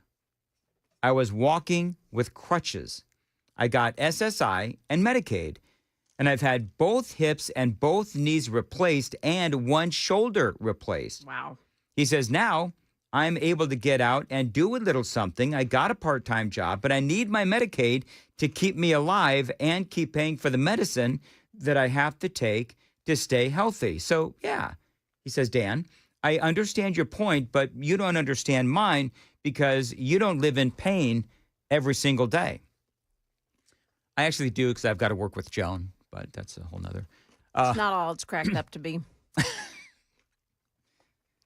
Anyway, here's what I would say to 1701. He's actually proving my point. Because what Trump wants to do is if you are an able-bodied adult and you can go on Medicaid, that's fine. But if you can work, then you should be working. You're out working, 1701. You are doing it. You are walking the walk. So, yeah, I mean, if you can do it, why can't anybody else? Now, realize the point, though, is that it's for able-bodied adults. And so if somebody is not able-bodied, and it doesn't sound like you would have been able-bodied if you had to have both hips replaced and both knees replaced and a shoulder replaced, I mean, good Lord. So you would probably not have to work because it doesn't sound like you would have been, at that point in time, an able-bodied adult. However, you are proving my point, which is that there are a lot of people who they just don't want to go out and work because they're getting their SSI and their Medicaid. And so they're just like, no, I'm not going to work. I'm getting all this stuff. I'm getting all this free stuff. Well, for a lot of people, the free ride is over. But if you're truly in pain and you truly cannot work, then the Trump administration is not going to make you work. And you're right. I don't live in pain every day yet. But at some point, maybe I will. But the point is that if people can work, they need to go work. Exceptions will be made, and I appreciate your input because you know what? It's a great point. Have you ever known anyone on Medicaid, Joan? Yes. Mm-hmm. And, you think they could have worked? I've known people on Medicaid and state benefits and that kind of a thing, and they absolutely could have worked. And I felt like those people that I knew were busting the system. You know what I mean? Yes, Cheating the I know. system. Yes. I have a relative who does that. He rips off the system? Yeah. See? I mean, a lot of people know someone. And I want to report him, but it would just be in bad taste. Do you? You know what? No, I wouldn't do it, but. I happen to know that Scott Desjardins has Donald Trump's cell phone number. We can call him right now. Joan's got a name and she's not afraid to use it. Did you hear the absolute own? Okay, yeah, I got to hear this. That Chuck Schumer with yesterday in the Senate. He absolutely owned the Republicans. Do you want to hear it? Yeah. This is Chuck Schumer owning. This is with a nod and a wink. I'm sure. This is Chuck Schumer owning the Republicans. I raise a point of order against page 1, lines 3 to 5 of the pending amendment, which violates Section 313B1A of the Congressional Budget Act of 1974. The point of order is sustained. The text will be stricken. So you know what he did? You know what that was? No. He was very petulantly having the name Big Beautiful Bill taken out of the spending bill. Oh, my goodness. That's what, here's what's funny, though. That's what they now have to resort to, these Democrats. How petty can you possibly be? Oh, you know what? I don't know, but you seem to, you being the Democrats seem to show us new lows or new highs of pettiness. And people are still going to call, the funny thing is, though, people are still going to call it the Big Beautiful Bill. Right. I mean, obviously. So I don't know what exactly it is that, old Chucky was trying to do. But the fact that when he's doing it, he has this sort of gleam in his eye, like, I'm going to show them. All right. Boy, you told us, Chuck. Boy, Man. we're hurting. I feel scolded. By the way, it does seem like, have they said, Joan, that I know that we talked earlier about how there's a lot of flights that have been canceled and so forth. Yeah. I tried to get Scott Desjardins on the radio program this morning, but he said that he was going to be traveling. Okay. So there's a lot of people that are trying to get back to Washington, D.C. Mike Johnson, it was, if they can get everybody there, it was his intention to have a vote today. Do you know what I bet's going to happen? I bet you a lot of the Democrats are going to be like, oh, I'm sorry, we can't make it in. I'm pretty sure that's going to be exactly what happens. That's exactly right. Yep. All right, well, we'll see what happens. It is 6:45. We'll keep you updated. 6:45, time to check the roads on WTN.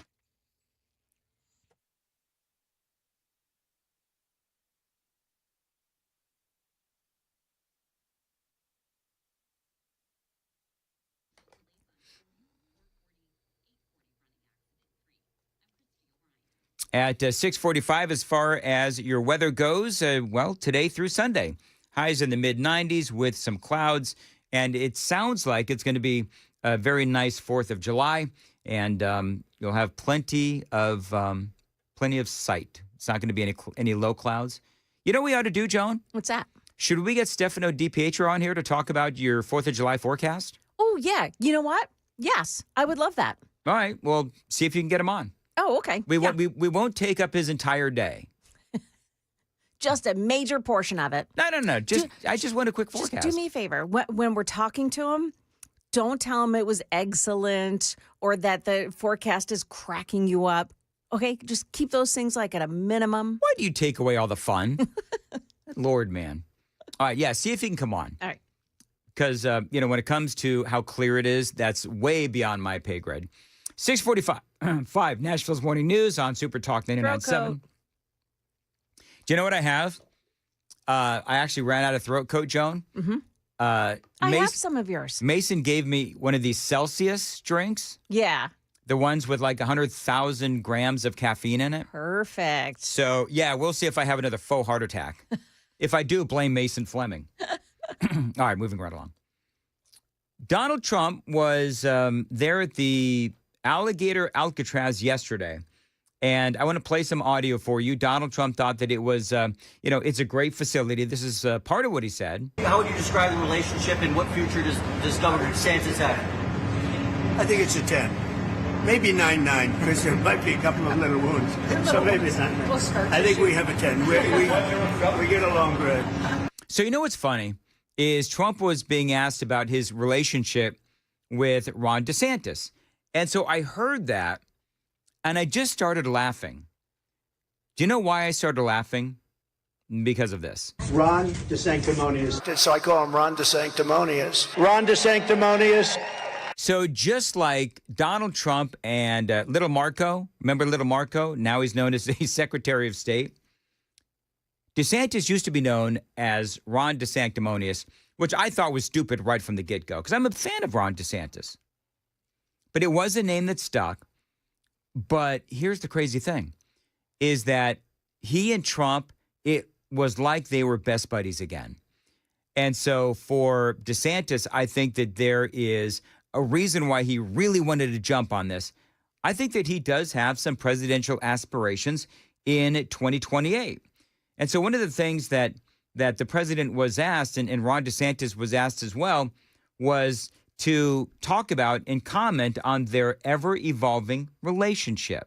The thing about it is, I endorsed him immediately in January 2024. I raised one of his PACs millions and millions of dollars. And obviously, we saved him a lot of money in Florida because Florida was a deep red state. He didn't even have to do a rally in Florida, whereas 2016 and 20, this was like ground zero. And so we've been, really happy to do that. And then we've worked very well on this and other issues with Florida. You can call him at any time, and he wants to be helpful for governors. I mean, I can tell you that. We did Hurricane Helene last year. You didn't hear from the president at the time then. But with President Trump, we know immediately, you just make the phone call. Yeah, so DeSantis, he takes a shot, of course, at Biden, which is easy because there's a lot to criticize with Joe Biden. But then he throws Donald Trump his props. And Trump talked about it, this relationship that has clearly gotten a lot better between he and the man formerly known as Ron DeSanctimonious. This is more of what President Trump had to say. It's been just a beautiful, beautiful partnership. So, Ron, I'd like to thank you personally. You are my friend, and you'll always be my friend. And we may have some skirmishes even in the future. I doubt it, but I will always come back because we just we have blood that seems to match pretty well. We have a relationship that's been a very strong one for a long period of time, and I appreciate it. Very much appreciate it. By the way, that skirmish CNN is reporting, Joan, that the House is going to take up the Senate version of Donald Trump's massive agenda bill soon. Oh, okay. So it should be in the next, several hours. We'll keep people I'm seeing updated. that too. Okay, good. And Stefano, by the way, says he'd love to hang out with us. So I will have him on. Do we have a time? Well, I'm working on that part now. Excellent. Well, you just let us know. Oh, my gosh. By the way, the skirmish that by the way, somebody also said when my voice went, you know what somebody said, Joan? What? Oh, Dan's got a crack in his voice. So everybody else is chiming in too, just so we're clear. Okay. The skirmish that Trump was talking about in that audio bite, by the way, could be related to a couple of things. Number one is Trump endorsed Byron Donalds as Florida's next governor. And DeSantis, his wife, Casey, was considering a run. Yes. So that may have, caused a bit of a crack in the relationship. Also, don't forget that in 2028, you're going to have J.D. Vance, Marco Rubio, and also possibly Ron DeSantis.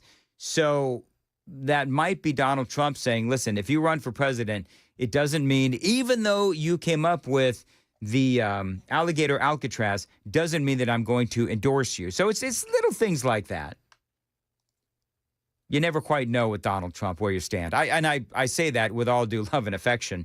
But a couple of months ago, Trump and Elon Musk, they were the best of friends. They were inseparable. And then, of course, we all know where it is now. But, talking about all the presidential aspirations of Ron DeSantis and so forth, that wasn't discussed yesterday.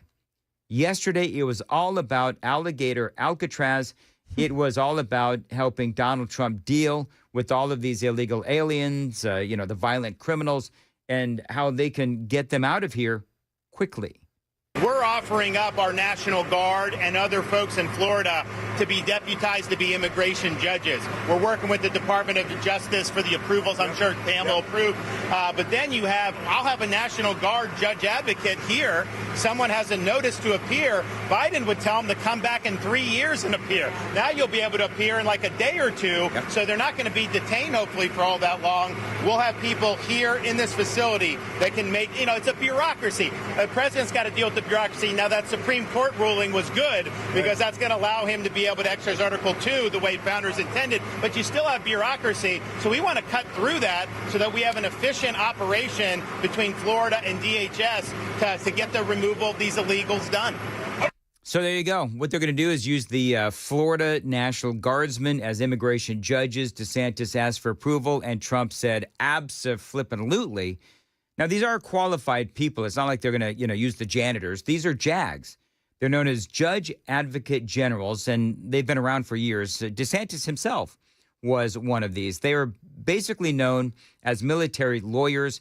So this is a great idea. You just heard DeSantis say that this gives us the opportunity to fast track these folks out of here. So great news. It is 6:53 on Nashville's Morning News on Super Talk 99.7. Joan Jones has the newscast coming up at 7 o'clock. Joan.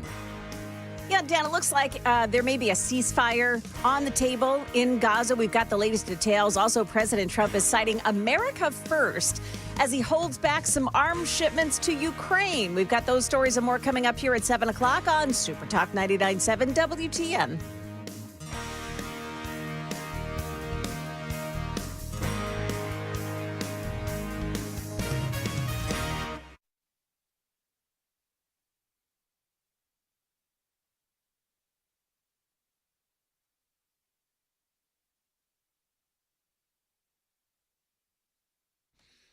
Dan Mandis here, 6:53. My upstairs bathtub literally has holes in it. Yes, it is really ugly, and yes, it needs a lot of work. And yes, my friends at Zentex, they're going to help me out. They can help you as well.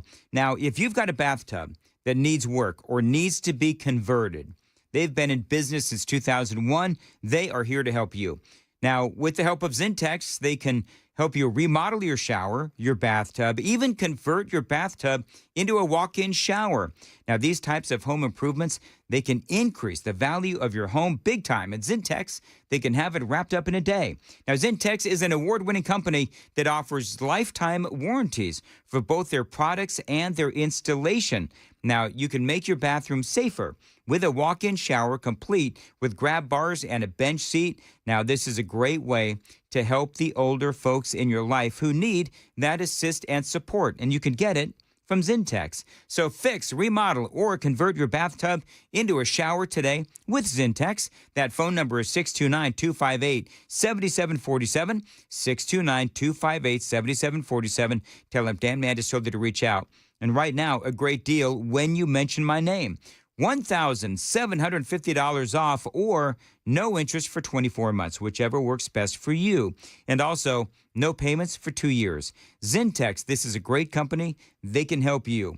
Zintex, Zintex.com. That's Zintex.com.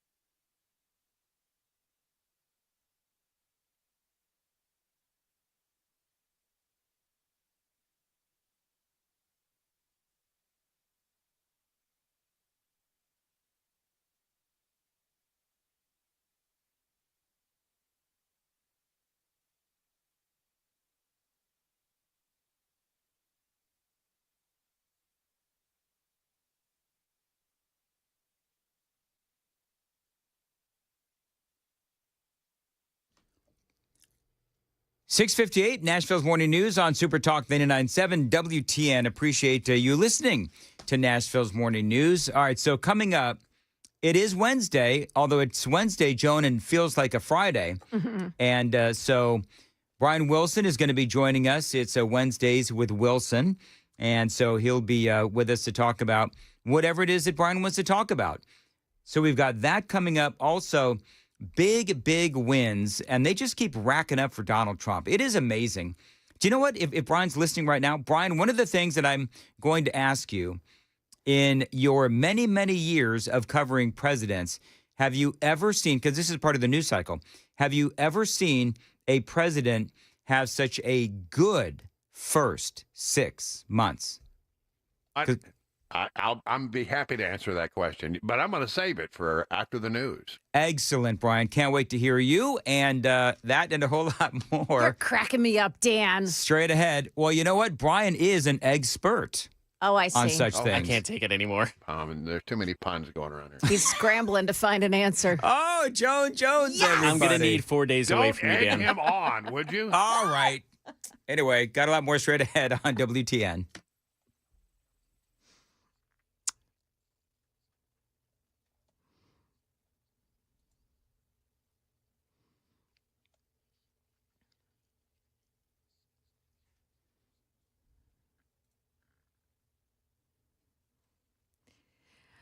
Good morning, 7 o'clock. I'm Joan Jones with your top stories. Watch it in Antioch this morning. Still working an accident scene at Murfreesboro Pike and Franklin Limestone Road. There's another one in Rural Hill. It's at Bell Road and Morris Gentry Boulevard. More in traffic and weather right after the news.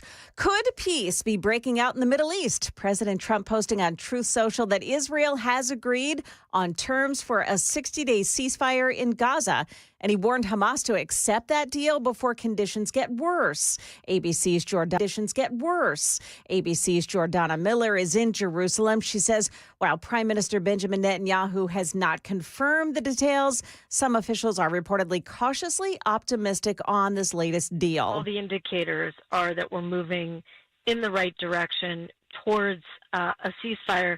And we heard from the foreign minister today, Gideon Saar, who's a close ally of Netanyahu. We heard him say there's a majority in the cabinet, a majority in the government that wants a ceasefire, and we shouldn't miss this opportunity. Netanyahu is set to visit the White House on Monday. In Ukraine, the country is set to produce weapons jointly with some of its international allies, as the U.S. has announced that it's halting some shipments of arms that were promised by the Biden administration. Germany's already said that it would work on arms production with Ukraine. In his announcement, President Trump said he is halting shipments to Ukraine after learning that U.S. stockpiles have declined too far. Next stop for the big, beautiful bill, the House of Representatives for another vote to reconcile the differences between the House and Senate versions. The House could take up that bill as early as today. The bill includes $4 trillion in tax cuts and eliminates taxes on tips and overtime. It boosts border security and it imposes work requirements on Medicaid. The bill also restricts eligibility for food stamps. The bill would also effectively phase out renewable energy tax credits and would change student loan programs, phasing out certain repayment plans and capping some federal loans. One thing not in the bill, a provision that would have blocked states from regulating artificial intelligence. Senators scrapped that idea. ABC's Nicole D'Antonio, the woman who led police on a 4-hour-long slow chase yesterday, is a convicted felon who's facing many new charges. Caitlin Ray was first spotted sleeping behind the wheel of a stolen car, and that's when she took off, crashing into police vehicles and nearly hitting an officer. Channel 4's Alexandria Adams. Investigators saying that Ray was on probation for a 2023 forgery conviction. She does have convictions in multiple mid-state counties. When Ray was arrested, she was wanted for a May vehicle theft. Ray is facing 2 counts of vehicle theft, 4 counts of evading arrest, and reckless endangerment. Market numbers brought to you by Beacon Capital Management, online at beaconcm.com. Stock futures are little changed this morning here in the pre-market trading. Dow futures plus 55. We've got NASDAQ futures down 41, and no changes on the S&P 500 index. That's the latest news. Traffic and weather next. I'm Joan Jones, WTN News.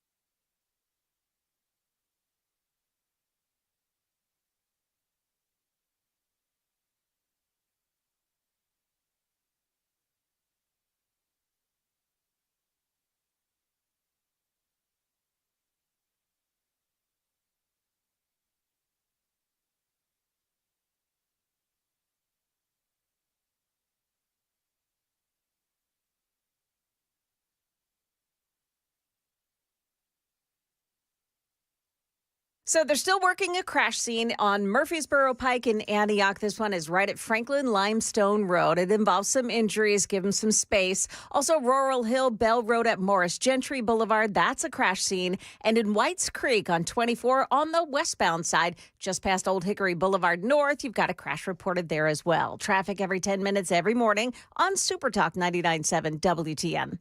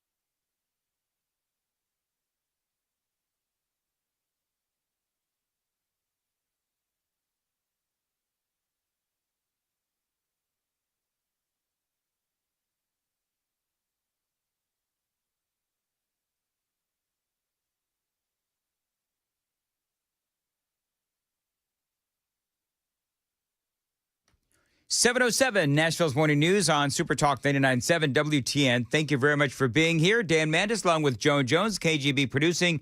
It is Wednesday. Time to speak to Brian Wilson. It's Wednesdays with Wilson. Brian, how are you? I'm doing very well, Dan. Hope you're having a good week and have plans. You have big plans for the holiday? I do. It's funny you should ask, Brian. I'm going to come down to the downtown area, and I'm going to watch all the fireworks. The downtown Nashville.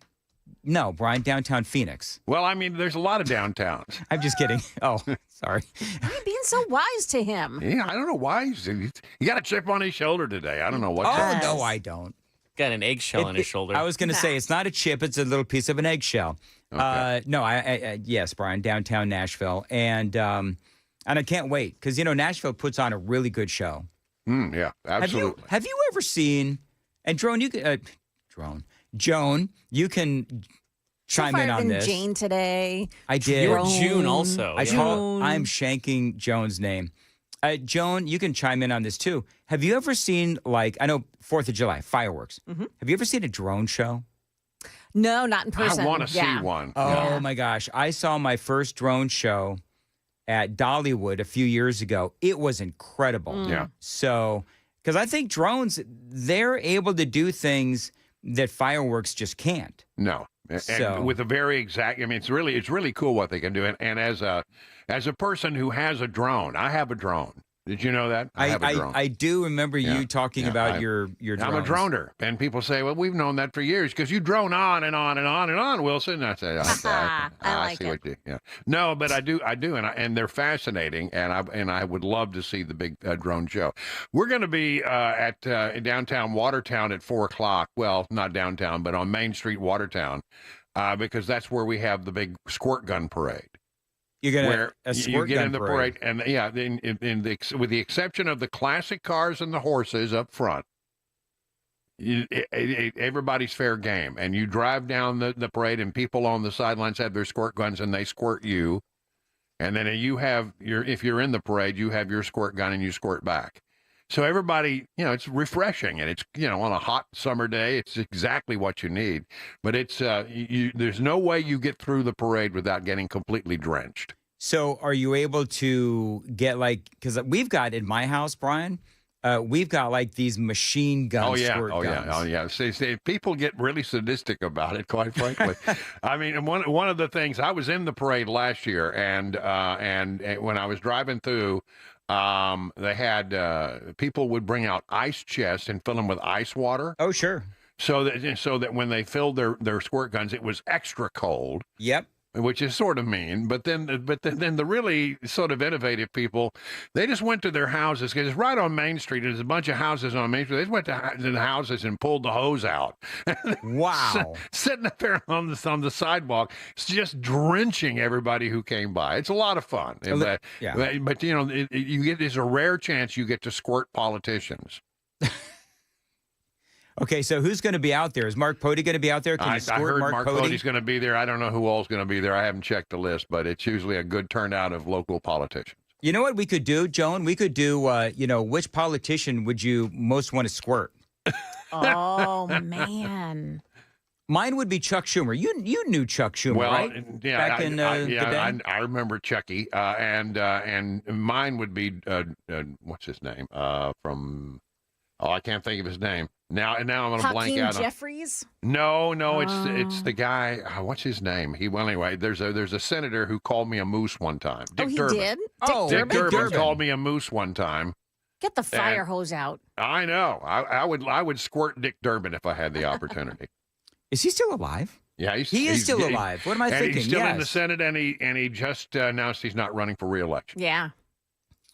You going to be okay with him calling you Moose? That was the funniest thing. I remember when you first told me about how Dick Durbin called you a moose. Well, he did. He called me a moose, and then my friend James Rosen did a caricature. I love James Rosen. Yeah, he did a caricature of me because he's a great caricature artist, and he did a caricature of me as a moose taking a munch out of the Capitol Dome. It's one of my favorite things ever. Yeah. That's good. Yeah, anyway. The reason I ask about Chuck Schumer, Brian, I played this a few minutes ago, where Schumer he was really able to get one over on the Republicans. Yeah, he pulled a quick one. Point of order against page 1, lines 3 to 5 of the pending amendment, which violates Section 313B1A of the Congressional Budget Act of 1974.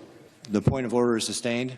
The text will be stricken. So he basically took out the name. Yeah, took out the name. Why is this a big deal to Chuck? Well, I saw that happen in real time, and I was watching it happened during the show that I was doing, filling in for Chris yesterday, and I saw him do that in real time. And when he looked up, he had sort of like an evil grin on his face. He really did. He really did. He had an evil grin on his face, and like, yeah. And basically, somebody had said earlier in the day, the Democrats fell right into the trap of they have adopted the term "big beautiful bill." Yeah.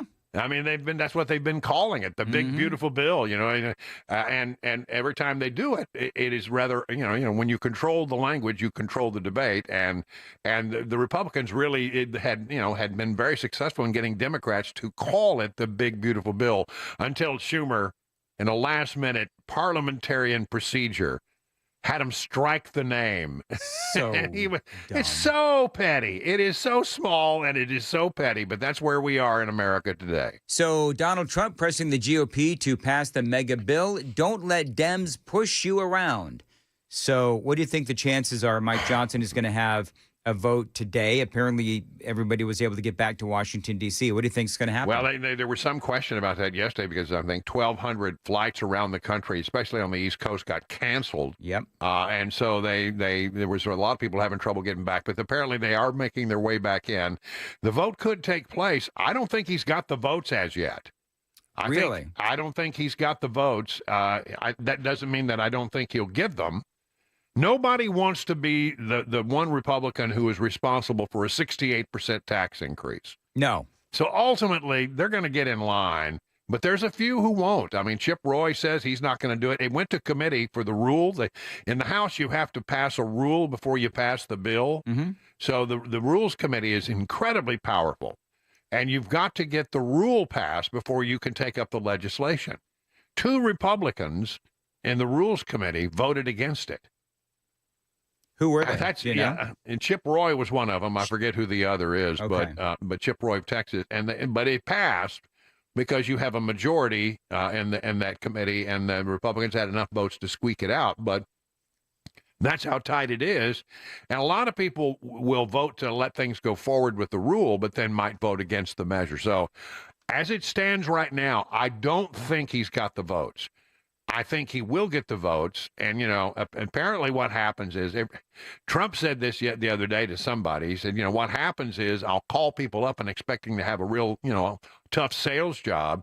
And when I get them on the line, the member of Congress will say, oh, I'm with you 100%, Mr. President. Don't you worry. I'll be there.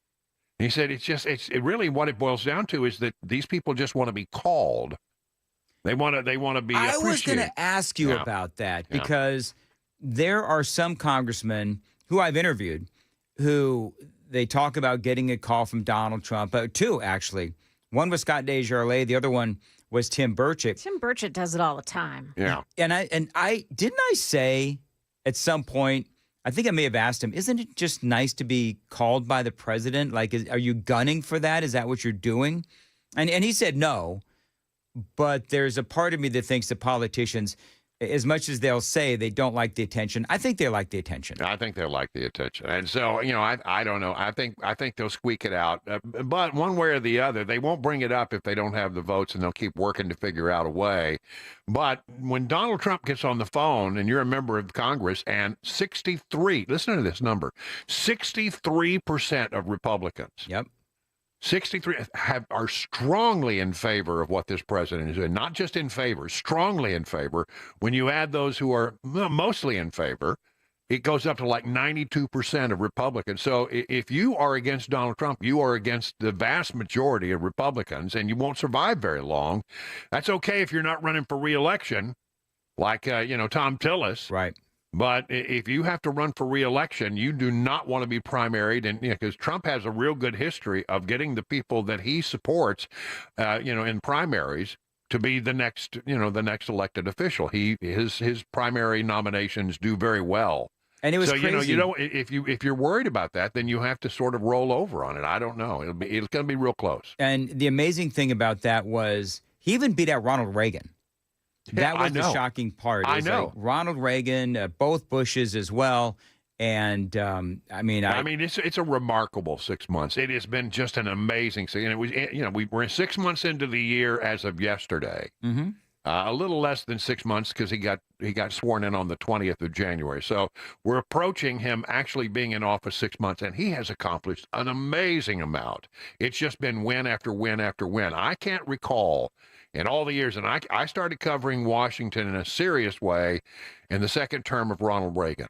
Mm-hmm. And I can't recall a time where I've seen a president who's just been on a complete domination winning streak like this guy has. And mainly it's, I think a lot of it is he's winning because he's taking on popular positions. He has found, somebody who's telling him, this is what the American people care about, and he's listening to that person. But what's interesting about it is that it forces the Democrats to take on the opposite position of whatever is popular.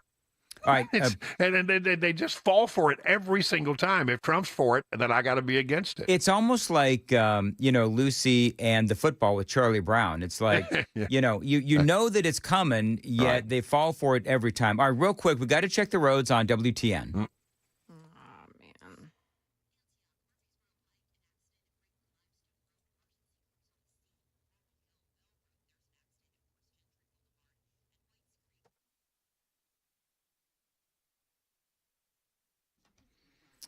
As far as your weather goes, it's going to be nice the next few days. As far as Sunday goes, weather through Sunday, highs in the mid-90s with some clouds as well. But it doesn't sound like we're going to have any low clouds or anything like that, low-lying clouds or anything like that. So it sounds like it's going to be a really good night for fireworks on Friday night. Brian, you can relate to this. Do you know what I'm most excited about July 4th? No, what is it? It's on a Friday. Yeah, that's right. Which means that I don't have to get up early the next morning. That's right. So you sleep in. That's exactly right. All right, real quick. So, number of things that are going on. What do you think of, because I know you and I spoke about this at the time. It turns out Donald Trump has now, you had CBS that they have settled the lawsuit with Donald Trump. It was that whole interview with Kamala Harris where they edited it to make her look good and influence the election. CBS now caved, and they have agreed to settle, and they're giving Donald Trump a whole bunch of money. So what do you think of that? Were you surprised? Could be north of $30 million, according to some reporting. Yeah, listen, it is a tremendous, interesting thing. And the folks at CBS did not want, the reporters, the frontline people, the editorial people at CBS News did not want them to settle this lawsuit. They were dead set against it. So there's a lot of internal turmoil right now at CBS. People are pretty upset that Paramount and CBS are willing to pay this out. But, when you really think about it, they're looking at it, well, do you really want to be in a lawsuit against the President of the United States taking lumps every day? Or do we just want to settle this thing and move on? I think, and the cost of actually carrying out a trial could be very expensive. So in the grand scheme of things, there's always a number in these kind of suits where, if you give me this number, you're going to come out not having to pay for lawyers and go to an expensive lawsuit, and we're going to move on and it's going to be done. But it is interesting that this case has been brought and that CBS is going to settle because it acknowledges that Donald Trump was right. Yes. And they were wrong. It's just like another win. I mean, I cannot believe the number of wins. And this is outside of regular government. This is sort of personal. Mm-hmm. But it's another victory for Donald Trump. Well, and for folks that are not familiar with the story, let me just very quickly retrace it. This is when Kamala Harris was interviewed by 60 Minutes and CBS, and they edited one of her answers to make her sound more confident and concise and smarter. Right. And it was about Israel. So this was the original answer. But it seems that Prime Minister Netanyahu is not listening. Well, Bill, the work that we have done has resulted in a number of movements in that region by Israel that were her voice cracks. Very much prompted she by didn't have an answer or is what a result clearly. of many things, including our advocacy for what needs to happen. She's flailing at this point, and they realize absolutely flailing. And it's the middle of the campaign, and so they said, so they asked her the question again, and they took her second answer and re-edited it in. Yeah, here's that audio. But it seems that Prime Minister Netanyahu is not listening. We are not going to stop pursuing what is necessary for the United States to be clear about where we stand on the need for this war to end. But it seems so. One of the things, and I bring this up with you, Brian. I hosted Red Eye Radio last night. Guy called up and challenged me on this topic because he said, "Well, Fox News admits to editing Donald Trump all the time." My contention is that they number one, they don't take Donald Trump out of context. Number two, Donald Trump is famous for his weave, where he just he includes 50 different things in an answer, and so. But they're not trying to make him look better. Kamala Harris, they were trying to improve it, and it was like giving a gift to the campaign. And here's the other thing: is that they ran the original answer, the long confused answer, in the promo, but then when the actual show aired, they had the clean answer. Yeah. Which I thought was interesting, and you've got some insight on TV. Why would they do that? Well, in television news, and I worked in television, I mean, there's always this discussion about, well, if you're going to edit somebody, you got to do it fairly. Now, people don't speak in straight lines. And if, for example, you might start out with a really strong statement, and then you give a lot of background and context that's really not that important to the understanding of the story, then you come back and finish that original thought. Well, you can take out that stuff as long as it doesn't, you're not editing it out of context or you're not changing the meaning of what he said. Yep. It's edited. You have to edit for time. There's just no way that you can do television news without some editing. But there's supposed to be some good faith there that you edit in an honest and ethical way so that you're not changing the meaning and you're being fair and giving that person an opportunity to say their part. In this particular case, what they did was they changed the answer in order to help her campaign. Obviously trying to influence the election. It's like they were trying to influence the election. It was bad, and they were going to get beaten up on the head when this thing went to trial every day. And I think CBS just decided discretion was the better part of valor. Let's just settle this thing. So yeah, and I also don't think that they wanted this story perpetually in the news. I think they want this to go away because it helped to destroy their credibility. Every day there would be, there'd be strong. Here's the latest development in the lawsuit between the president and CBS, and they don't want that. So they just, it's just easier for them to pay it out.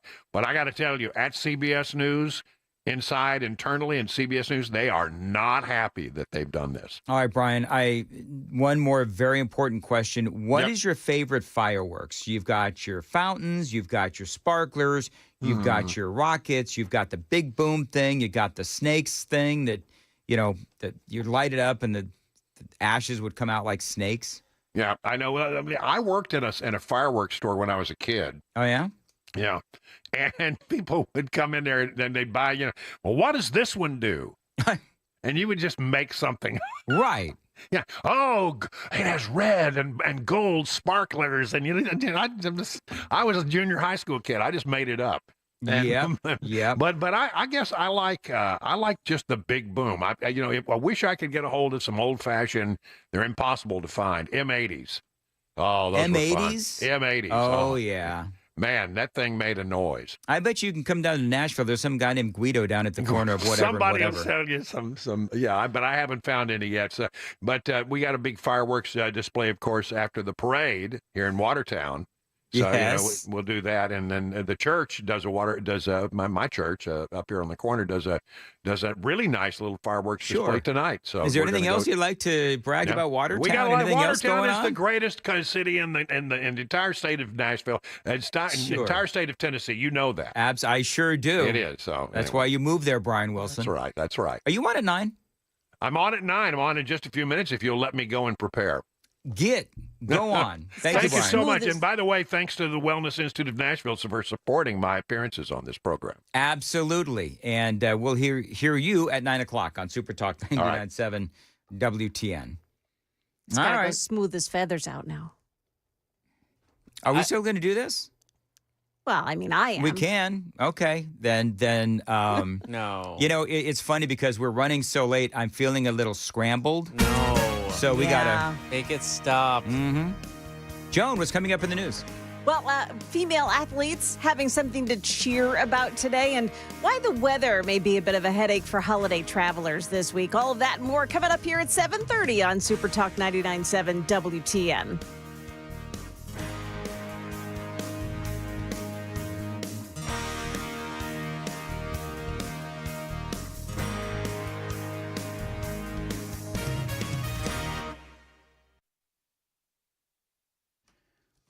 Dan Mandis here. Appreciate you listening. 727 on Nashville's Morning News on Super Talk 99.7. Listen, if you've been sidelined with chronic back, neck, and knee injuries, you've got to check out my friends at the Wellness Institute of Nashville. They can help you like they helped me many, many, many years ago. Now, Dr. Mitchell has helped so many people across Middle Tennessee, and he can help you as well. They're experts in spinal decompression therapy. It does work. No pills, surgery, or injections. And right now, for the month of July, you know, they charged Donald Trump with 34 felonies, and not one of them stuck. But at the Wellness Institute of Nashville, they're going to turn that 34 into something positive. It is the presidential special. For just $34, you can get your initial consultation, x-rays, and that very first treatment. That's right, $34 starts you on your road to a healthier life. Call them, 615-246-5009, 615-246-5009, painisbad.com.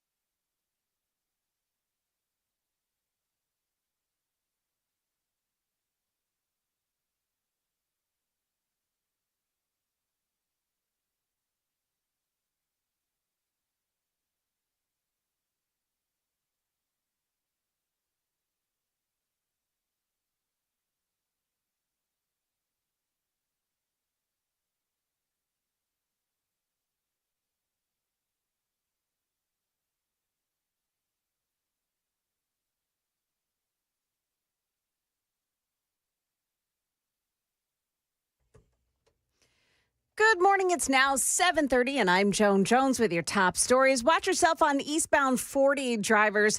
You've got a crash blocking two left lanes just past Mount Juliet Road. And we'll have more on that and the forecast right after the news. Chalk one up for female athletes now that a school at the heart of the fury over trans athletes has changed its mind.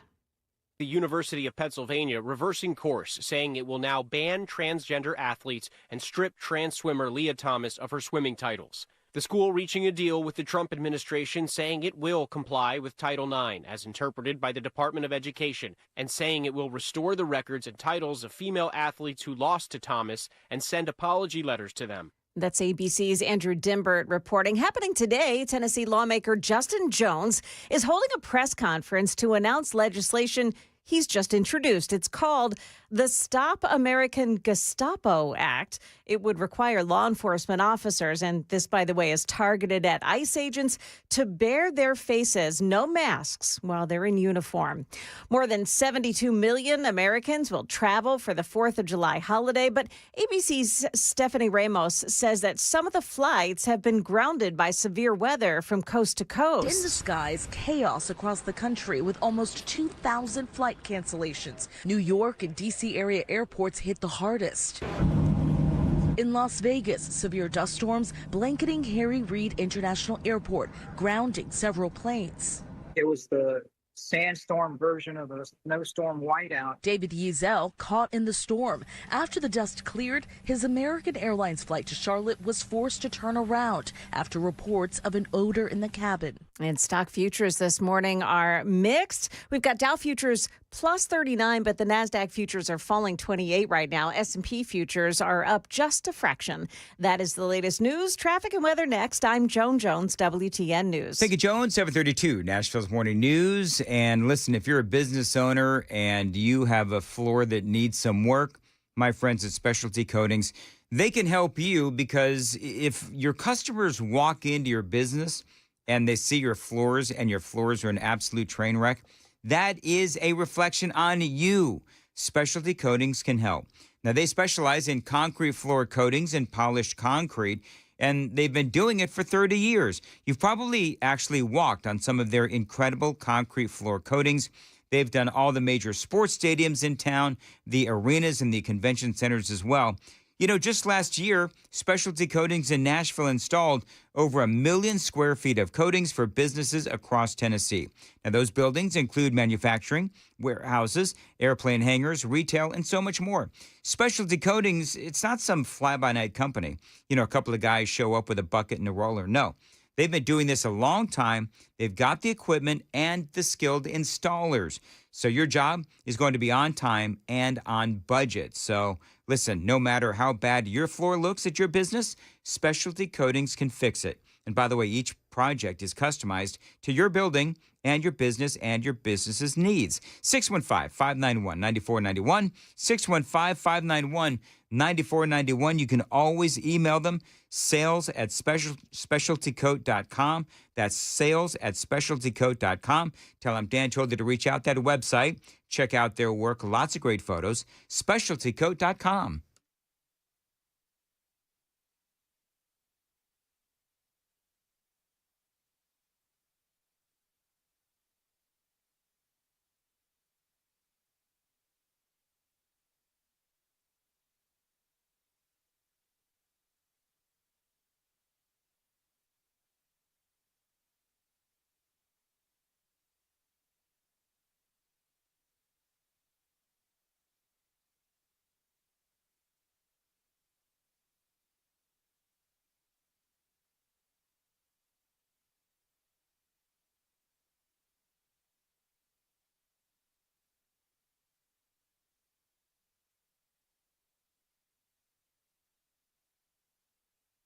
.35, Nashville's Morning News. Nashville's Morning News on WTN. I'm laughing, Joan, because I'm trying to prod Congressman Scott Desjardins, who is flying right now. Yeah. To call in from the plane. Is that, like, legal? I don't know. That's what I actually asked him. Can you call from the plane? Because I tried to get him on for the show today. And he said he was going to be traveling because he had to get to Washington, D.C., So I asked him if he could come on. He said he's traveling. So now I'm going back and forth. I said, did you make it to D.C.? He said he's in the air now. And I said, good luck. And then he gave me a thumbs up. And then I said, you want to call in from the plane? Has he responded? Not yet. He's thinking you're nuts. Well, you know, I wasn't sure, but I did put an LOL in there just, to kind of not be so high pressure-ish. So if he said no, you wouldn't look bad? Yeah. Yeah, that's exactly right. I know. Actually. So we'll see what he says. I don't think he's going to do it. But anyway, so maybe I'll try to get Tim. I want somebody from Congress to, maybe I'll try to get Tim Burchett on. Anyway, 7:36, Nashville's Morning News on Super Talk 99.7, Vision for Life. Now, right now, they're celebrating 20 years of 2020. Since 2005, Dr. Jeff Horn has provided thousands of patients 20/20 or better vision. Now, Dr. Horn's expertise and dedication have made him a leader in cataract, LASIK, and other vision correction surgeries. Dr. Horn's commitment to providing the best possible patient experience, in addition to the most advanced technologies in vision correction, has made Vision for Life one of the premier vision correction centers in the world. So you want to call them. If you're thinking about vision correction surgery like I was, but you're maybe a little nervous, they'll answer every one of your questions. 615-436-2020. Tell them Dan told you to reach out. 615-436-2020 online, visionforlife.com.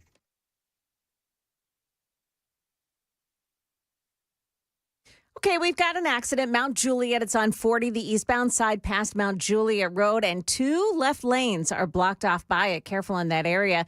24, the westbound side in South Nashville, you've got an accident at Murfreesboro Pike. And then in Rural Hill, there's a crash on Bell Road at Morris Gentry Boulevard. Traffic every 10 minutes every morning on Super Talk 99.7 WTN.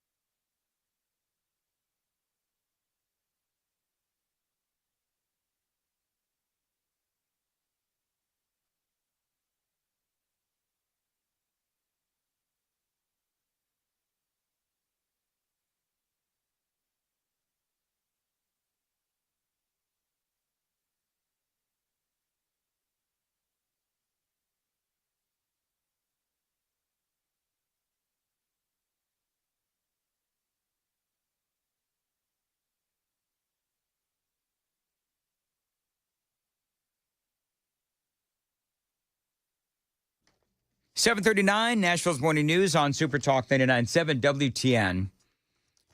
So this flew under my radar, Joan, but apparently I'm watching CNN, and I guess Donald Trump, they say, threatened to arrest Zoran Mamdani, the guy who wants to be the New York mayor.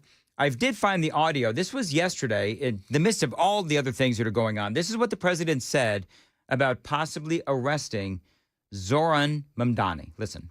Your beloved New York City may well be led by a communist soon, Zoran Mamdani, who in his nomination speech said he will defy ICE and will not allow ICE to arrest criminal aliens in New York City. Your message to communist Zoran Mamdani? Well, then we'll have to arrest him. And a lot of people are saying he's here illegally.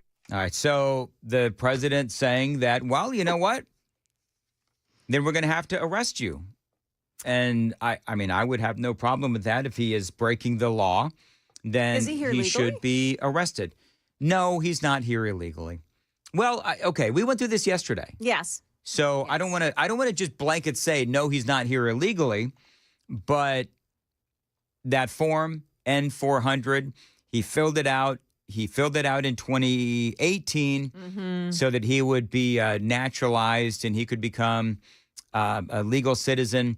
And he filled it out, and he failed to mention on the form, according to Andy Ogles, that he did mention that he had written that rap song that praised a couple of guys who had been convicted of trying to send $12 million to Hamas, money laundering. And they tried to, they got caught, I guess. But these guys were clearly Hamas supporters, and they tried to send them $12 million. And so old Mandami there, when he was a fledgling rapper, he talked about and he rapped about how great these guys were. And so I don't think he's here illegally, but they could find that he's here illegally because he lied on that form. I think I got all that right. You asking me to redo like yesterday's segment, and I'm like, oh crap, what was it again? Let me see if I can find it. Because I thought that it was, okay, so that is, Yeah, I don't know if I would say that he's here illegally. I think that, it was the Holy Land 5, and they had been convicted for funneling $12 million to Hamas. And in this rap song, he wrote, "My love to the Holy Land 5, you better look them up, and free the Holy Land 5, my guys." And so that is clearly showing support. I don't know about aid, but that is clearly showing support for terrorists. And so he didn't put that on his form. And so he is, people are saying he's not here legally, or at the very least that you could prove that he was lying on the N400. Andy Ogles, he was on Newsmax. Let me just go ahead and finish this.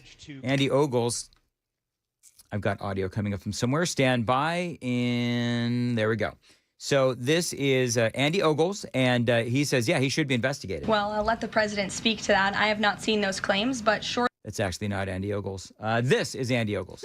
Part of the process when you fill out the naturalization forms, which, here's a copy of one here, is you've got to disclose your activities. So like communism, anti-American activities. And so in 2018, when he was naturalized, he failed to disclose some of the things that he had been doing, one of which was joining the Democrat Socialists of America.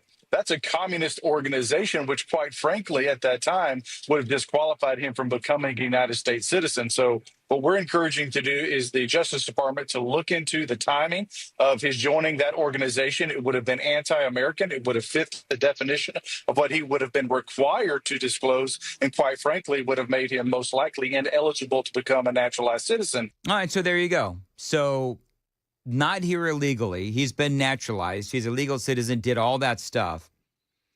But can it be proven that he lied? And if he lied, then what are they going to do about Zoran Mamdani? Can I tell you this, Joan? I hope that he loses because I can't handle saying his name for another many years. Lord. I know that if you just take the H out of the first name, you'll look, when you look at it, you'll be able to say it better. All right, so how do you say it? Zoran Mamdani. Zoran? Like that's Zoran. it? Zoran Mamdani? Yeah. Mamdani. Right. Mamdani, yeah. I heard Hannity try to, I felt so much better. I heard Hannity try to say it last night. Yeah. He completely butchered it. You know what he said? He says, whatever the hell his name is. See? I'm in good company. You're in good company. I was listening to another talk show host out of market yesterday. He also shanked it. I actually sent him a text, and I didn't even have to comment anything. I just sent him a couple of laughing emojis. He knew exactly what I was talking about. All right, it is 7:45, Nashville's Morning News on Super Talk 99.7 WTN. Time to check the roads.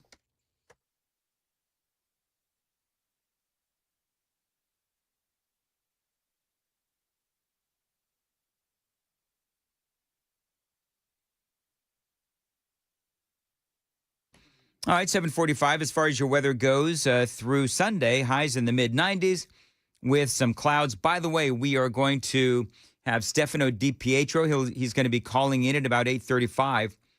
It's going to be your official July 4th forecast right here on Super Talk 99.7. By the way, Joan, I was unsuccessful in trying to get Congressman Scott Desjardins to call in from the airplane. Okay. He says apparently that's frowned upon. Well, I think when you're sitting in the seat next to somebody and you're, they're trying to watch a movie and you're talking on the phone, it's rude. I don't care. Because it's not It's all about freedom, Joan. We have freedoms even at 35,000 feet. Anyway, he says back when they could charge you to use their phones, it was perfectly okay. Yeah. He's absolutely true. right.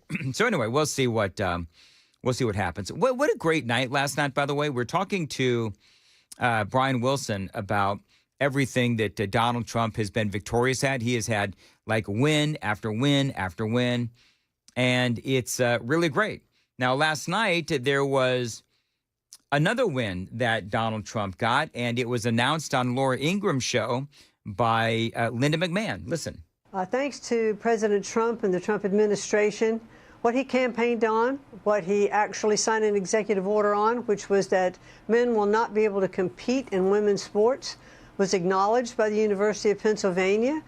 We have signed an agreement with them, and we hope that that agreement is going to be a template for other universities who acknowledge that there is no room for men in women's sports, not only during the competition, but also in the locker room and other intimate spaces where these women were required to be with males who changed in front of them. So this is a big deal. The university is apologizing. It is taking away the titles that were incorrectly given to men. It has stated that it will not have anything on its website other than the fact that they are complying, with Title IX.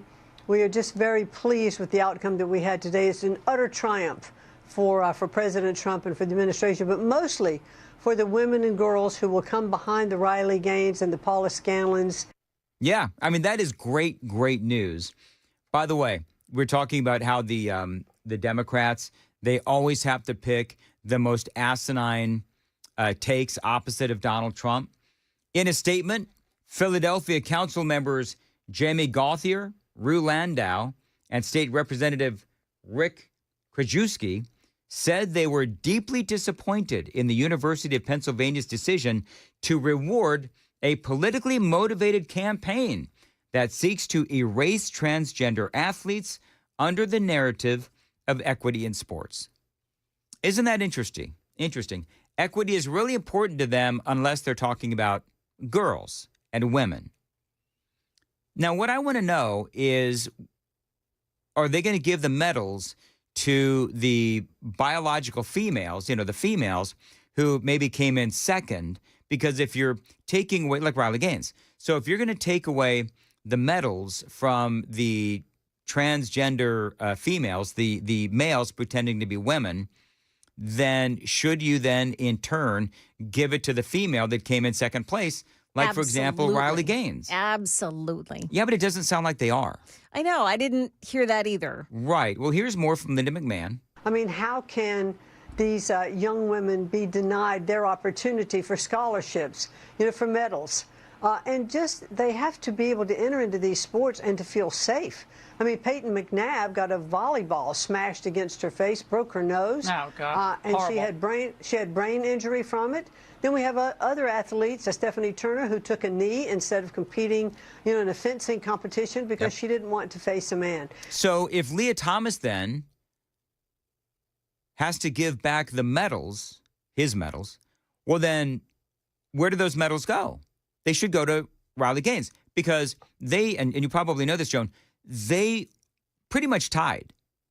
I mean, they were so close that any other day this was a tie. But if you've heard her interviewed, she says, the people in charge of the swim meet, they said that it had to go to, those medals had to go to Leah Thomas, even though we basically tied. And she said, why? Insane. And I think they said something about equity. And Leah Thomas, in case you don't know the story, I don't even know. If I knew what his real name was, I would be referring to Leah Thomas as whatever his real name is. But you know who I'm talking about. Yep. And so I believe that she should get those medals. Now, I don't know if she wants them because the whole thing is kind of like a, stain now, if you know what I mean. Yep. Because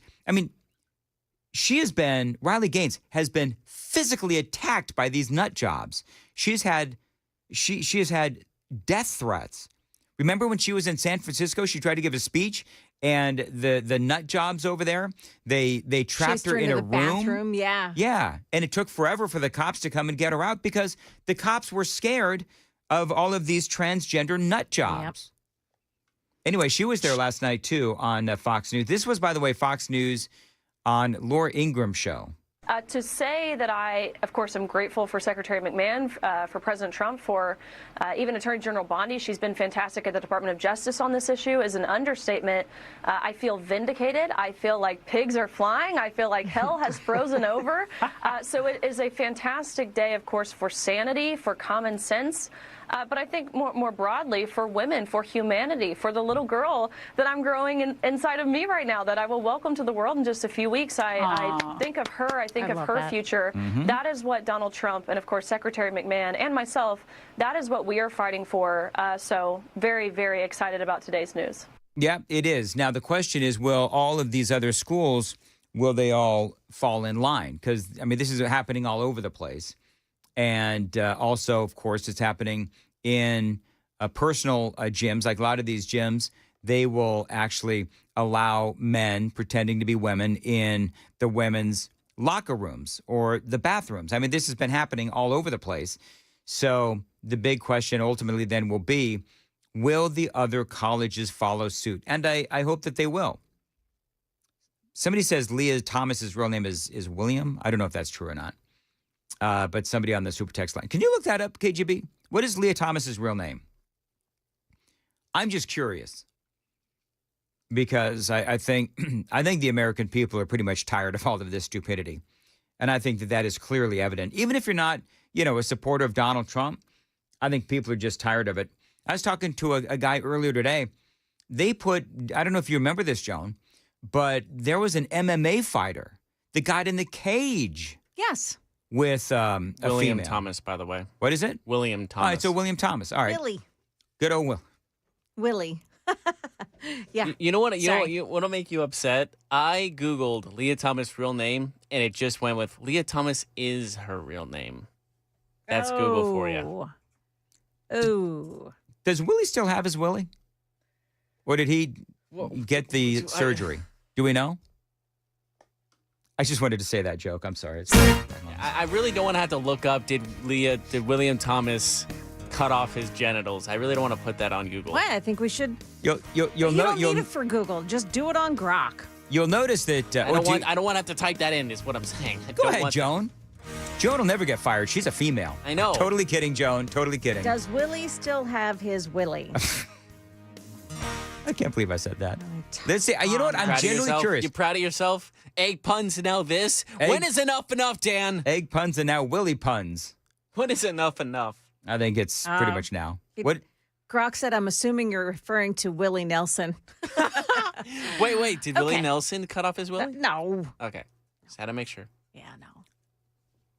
Hey, you want to do the tease? Yes. I'm sorry. I thought we were going to go ahead and ask it, the question that it could actually answer. I will do it again and see if I can get an answer. All right. Very good. Joan has the news at 8. Joan, what's up? Yeah, the holdouts in the House are already making themselves known this morning. And it's a big honor for the B-2 bomber pilots who carried out that bombing mission on Iran. We'll tell you what that's about coming up here at 8 o'clock on Super Talk 99.7 WTN.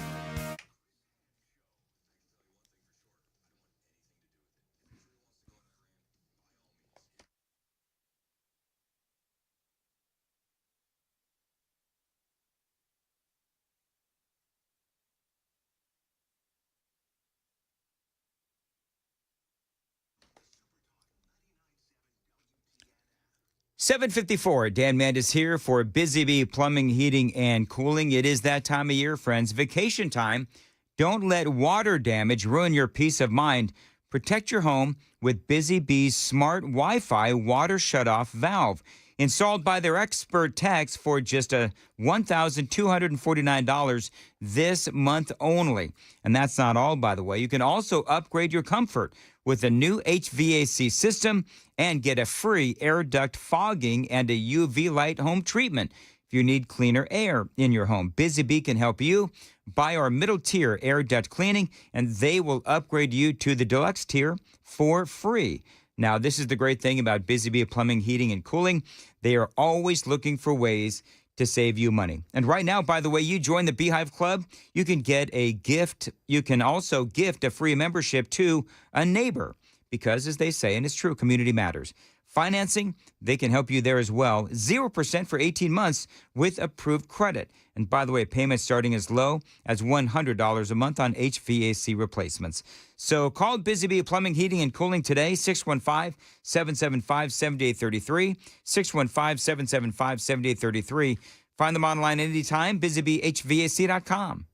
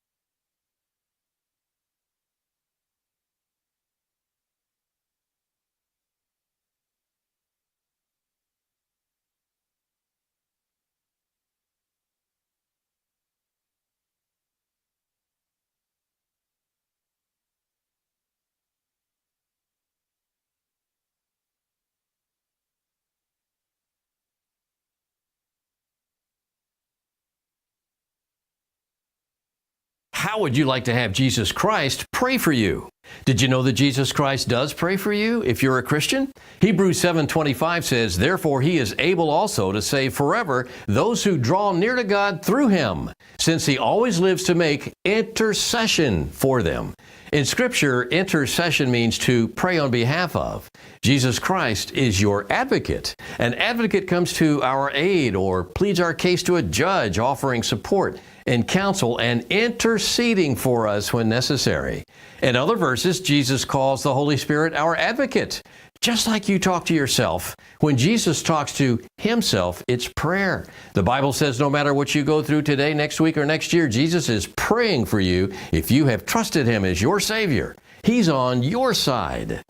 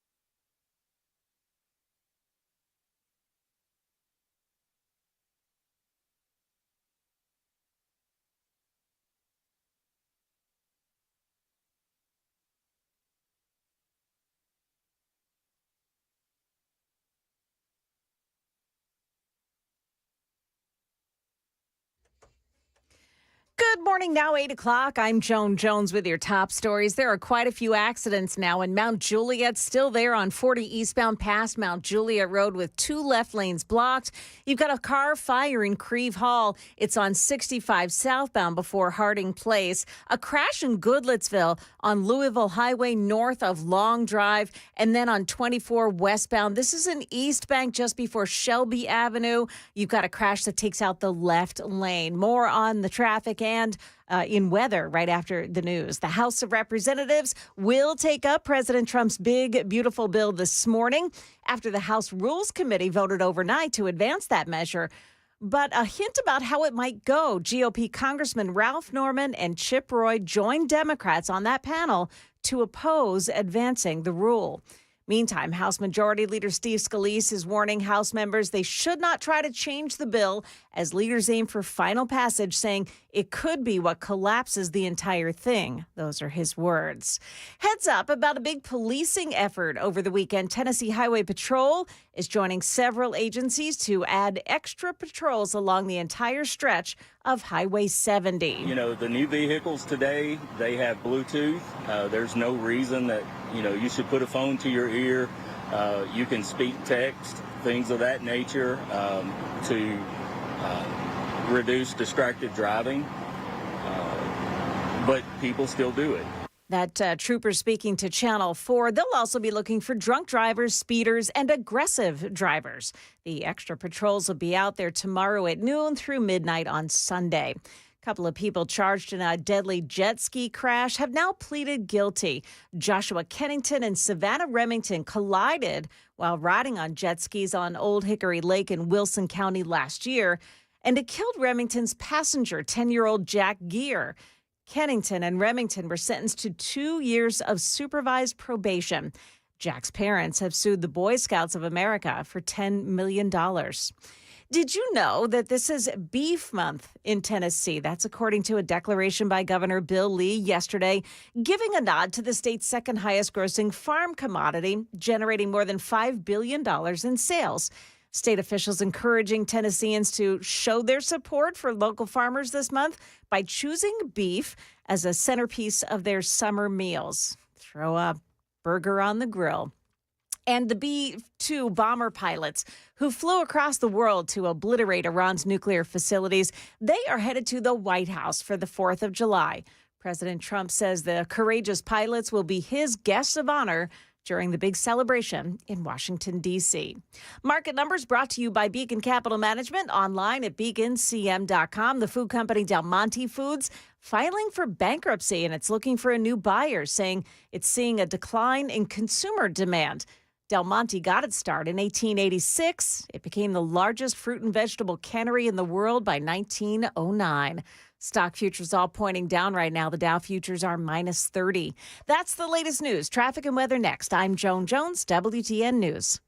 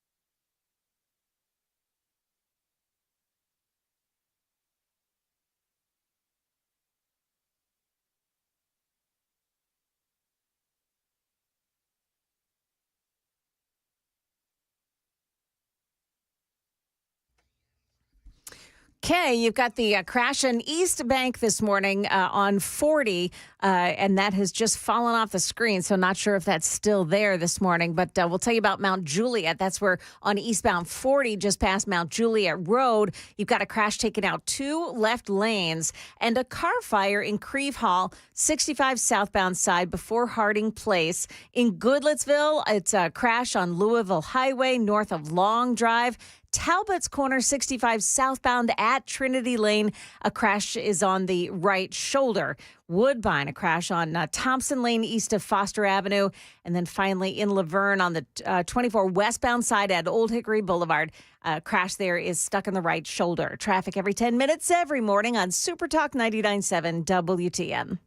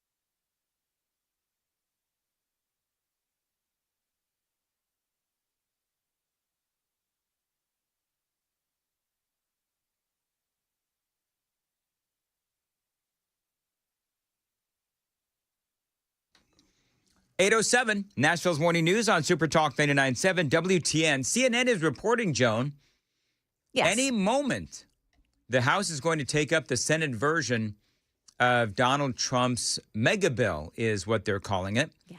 So, you know what's interesting is that Scott Desjardins is still in the air. So I guess what are they going to do? Start doing like the debate and all that and all the discussion, and then he'll join it in progress as people start to show up in Washington, D.C. because of all of the delays? He'll be pushing everybody out of the way at the airport to jump in the very first taxi he can. Sure. To rush to the Capitol. He'll be like doing an OJ through the airport. Yeah. Yeah. Remember that whole thing? Mm-hmm. So did you, I don't know if you were around to hear the news, but so overnight they had to do the vote in the House Rules Committee. Okay. To be able to advance the bill in the first place. And the 2 congressmen that voted against it, Ralph Norman and Chip Roy. So they're going to be at least 2 people to watch out for as this vote comes to the floor. Scott Desjardins, he seems to think that they're going to get there. I think they will. He didn't come out and say it, but if there's only 2, I think they'll be okay. Well, they were the only ones on the House Rules Committee. Oh, the committee. Got it. Right, Okay. right. All So there's the wider vote of the whole House will be different. Here's what Donald Trump says. And by the way, a really funny audio bite from Fox News last night is coming up. But Donald Trump has posted this. Nobody wants to talk about growth, which will be the primary reason that the big, beautiful bill will be one of the most successful pieces of legislation ever passed. This growth has already begun at levels never seen before. Trillions of dollars are now being invested into the USA, more than ever before. And he's right. Likewise, hundreds of billions of dollars in tariffs are filling up the coffers of the Treasury. The tariff money has already arrived and is setting new records, the president says. We are growing our way out of the sleepy Joe Biden mess that he and the Democrats left us, and it is happening much faster than anyone thought possible. The president continuing, our country will make a fortune this year, more than any of our competitors, but only if the big, beautiful bill is passed, as they say. Trump has been right about everything, and this is the easiest of them all to predict. Republicans, don't let the radical left, the Democrats, push you around. We have got all the cards, he says, and we are going to use them. Last year, America was a dead nation with no hope for the future, and now it is the hottest nation in the world. Make America great again. So Trump posting, you know that he's, probably got Chip Roy on speed dial. Speed dial. Mm-hmm. And I think it's going to be interesting to watch. So let's go back to Leah Thomas, also known as William Thomas. Yes. He went through testosterone suppression and hormone replacement therapy. That's it? But still has all of his manly parts. Right. So Willie still has his Willie. Well, yeah. Okay. Yeah.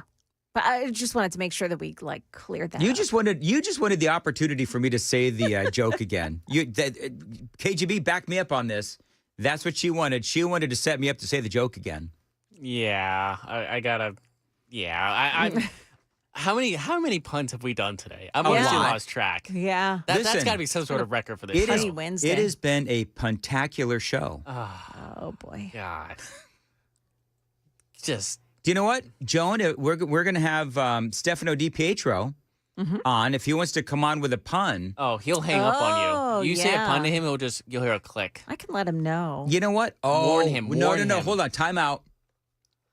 Don't Joan? warn him? No. Okay. No. We got to come up with a weather pun. We did this last time he came on. No, we didn't. We had a weather joke for him. You don't remember that? Did we, Joan? Did we do a weather joke? You had one waiting in the wings. It wasn't memorable. Yeah, I can tell you but that. I remember you waiting in the wings for it. Like, we were talking about it as he was coming up the stairs. And how'd it go? It did not go well. No, hold on. If I remember right, he laughed. I totally forgot about that. But yeah, I did a rest of joke. us didn't. I think he laughed just out of being friendly. Kind. Yeah. You know, some people do that when you hear a joke and you're just like, oh, that's all right. It's gotta be. I'm not in my element. People never do that to me. Well. All right, let's move right along. You know what? I won't do a weather pun. You know what? Okay, here's what I want to do. Okay. Super texters, send me your favorite weather pun. And I'll see if there's anyone worthy to mention to Stefano DiPietro, who is going to give us the official July 4th forecast coming up at 8:36 on Nashville's Morning News. Fox News apparently is running around asking a whole bunch of other conservative states if they can do what Florida is doing, of course, with the alligator Alcatraz. So apparently it looks like she had, Laura Ingraham had Stephen Miller on, and this is pretty funny. Let me play you this audio because they went off and they spoke to Alaska. I want to go to every Republican state. Now, of course, in a sane country, Democrats would do it too, but they love the illegals. They hate the Americans. We want every governor of a red state, and if you're watching tonight, pick up the phone, call DHS, work with us to build facilities in your state so that we can get the illegals out, we can get the criminals out. And also, very importantly, Laura, we need Congress to pass the big, beautiful bill which contains the funding that ICE desperately needs to carry out the mass deportation agenda. Now, we reach out to other states, Stephen, and a lot of them are open to helping. Alaska told us that we don't have alligators, but we have lots of bears. However, they aren't aware of any plans for an Alaska version of bear. I said bear Alcatraz. So, Stephen, there's good news there. All right, so that is I think I would rather, if it's me, I think I would rather try to face the bears than the alligators. Because I think that, although I don't think I could outrun a bear, I think that there's fewer bears in Alaska than there's alligators in the Florida Everglades. At least that's what I think. I could be wrong. 8:15, time to check the roads on WTN.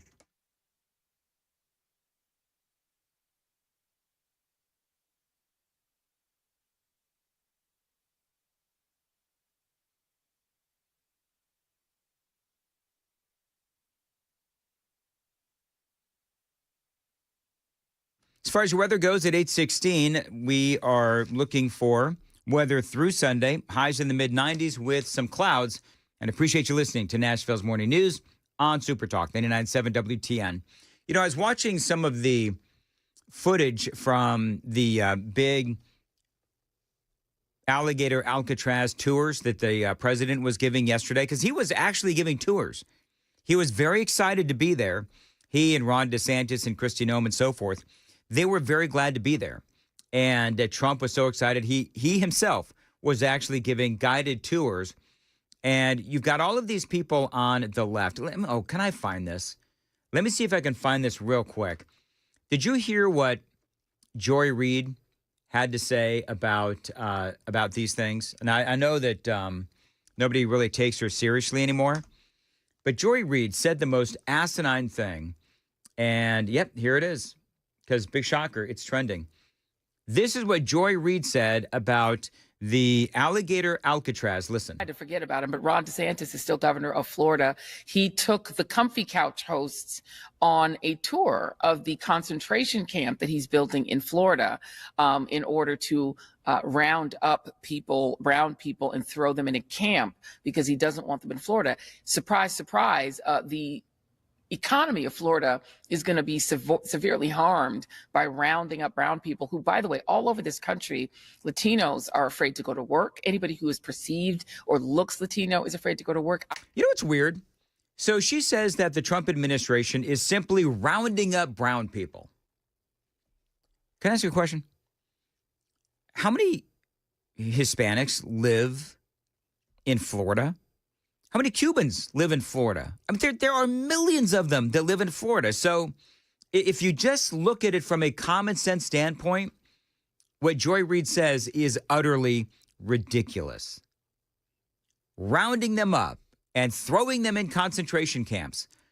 And I got to tell you, and I did mention this last night on Red Eye, anybody who says that kind of thing, clearly anti-Semitic. And I don't know, do you believe... I don't know, Joan, do you believe that Joy Reid actually believes the stuff that she says, or is she just going for shock value?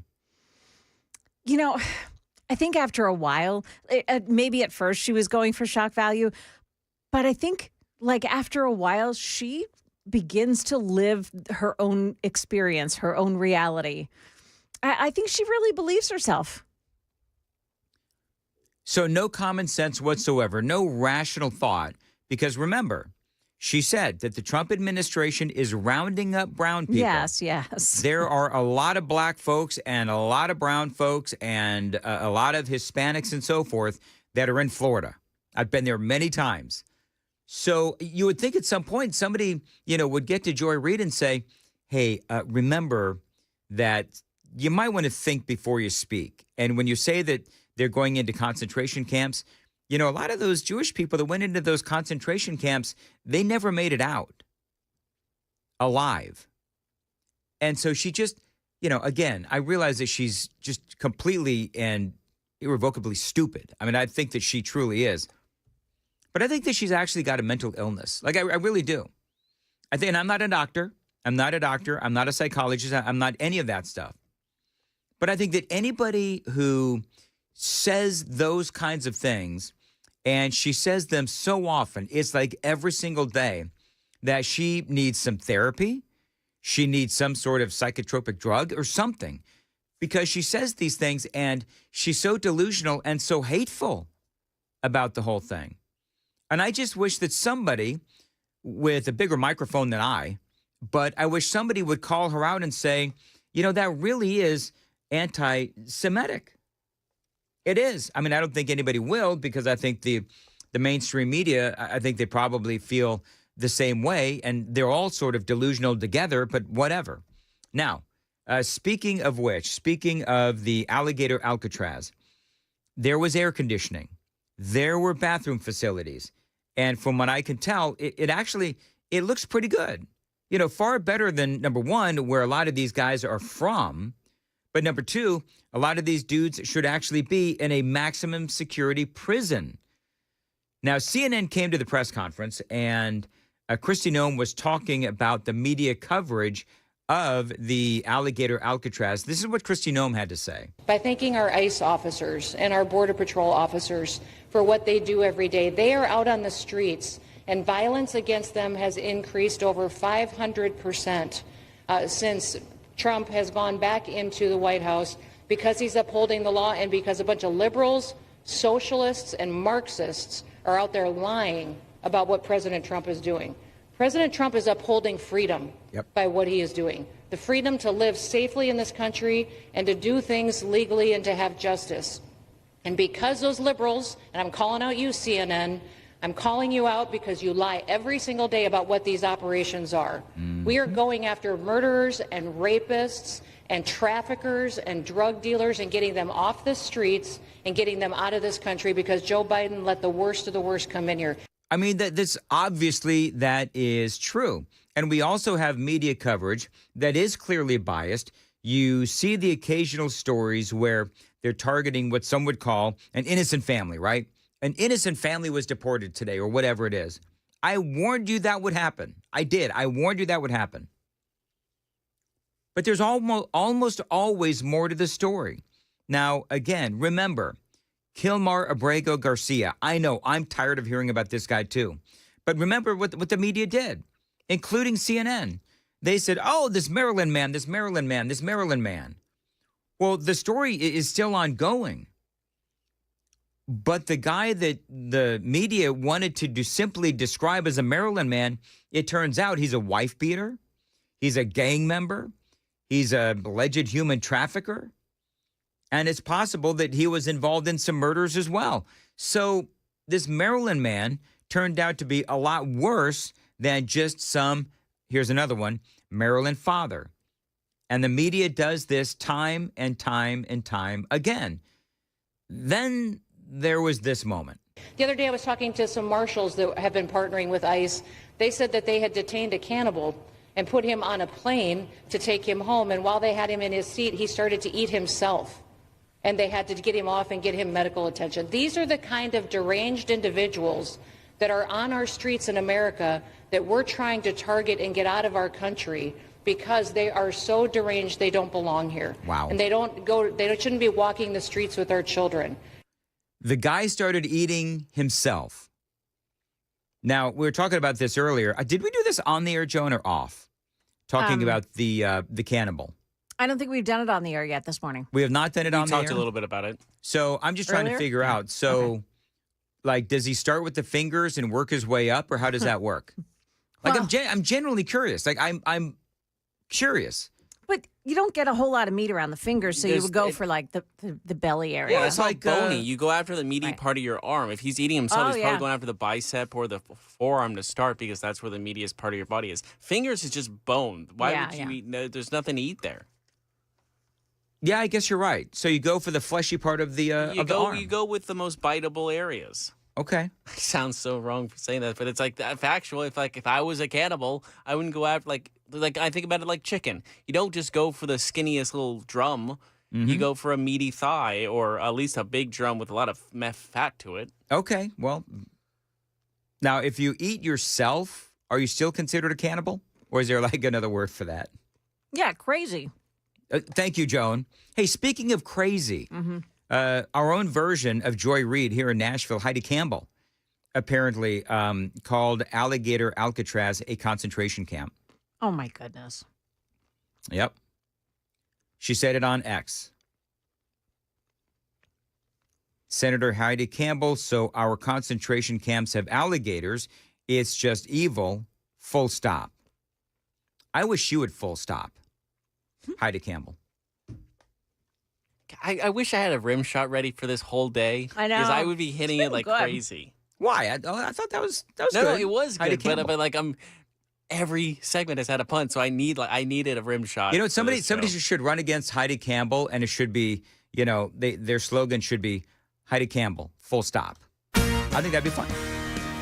Anyway, 825, Stefano DiPietro. By the way, I'm not on the super text line right now. Are people sending in weather puns so that we can find out? And when we talk to Stefano DiPietro, They're asking you to stop. yeah. No, they're not shedding us puns. They're asking you to stop. Dan Mandis, full stop. Whatever. I think that I'm just ahead of my time. I think that's what it is. All right, Joan, what's coming up? I like this one. It's raining cats and dogs. Don't step in a poodle. Get it? Poodle? Okay. Oh, she gets a rim shot. I have it ready now. Okay, very good. You know what? Joan, I'm going to assign you the pun. Oh, man. So you've got to come up with the weather pun. Okay. And KGB, because he's going to be on the phone. When she does the weather pun, I don't want you to do a rim shot. I want you to pot him up to see if he chuckles. Okay. Okay? And if he doesn't, I'll play crickets. Yeah, but we got to hear to see what he does. And Joan, when you do the pun, Yeah. we're all going to be silent to see what he does. Okay. Okay? Okay. All right. Have we done the tease? Deal. No. All right, Joan, what's coming up? Well, jurors are getting back to work in the Sean Diddy Combs trial. We'll tell you what's going on there this morning. And stocks may start off a little lower this morning, a surprising report that's pushing the markets down. That's coming up here at 8:30 on Super Talk 99.7 WTN. Thank you, Joan. 827, Dan Mandis here. And listen, Window Nation is my window company. We are now officially in July. It is a hot one. Are your windows keeping you cool, or are your windows letting the air, the heat seep into your home? Now, Window Nation windows, they're specifically built to withstand the sun's heat and improve your home's energy efficiency. And by the way, Window Nation has some of the best energy efficient windows out there. So replace your windows today to keep your home cool and comfortable all summer long. I've got a total of 4 Window Nation windows in my home, and this is a great company, and they've got a great deal going on right now. First of all, I got to let you know, Window Nation offers a lifetime warranty on all their windows, so you can relax knowing that your home is protected far into the future. Now, here in July, save big this month with 50% off all window styles and pay 0 interest for 5 years. No interest until 2030. That is huge. Now, hurry up because this sale is going to end soon. But don't forget, you can save big this month with Window Nation, 50% off all window styles and pay 0% interest for 5 years. That's no interest until 2030. Tell him Dan told you to reach out, 866-90-NATION, 866-90-NATION, windownation.com.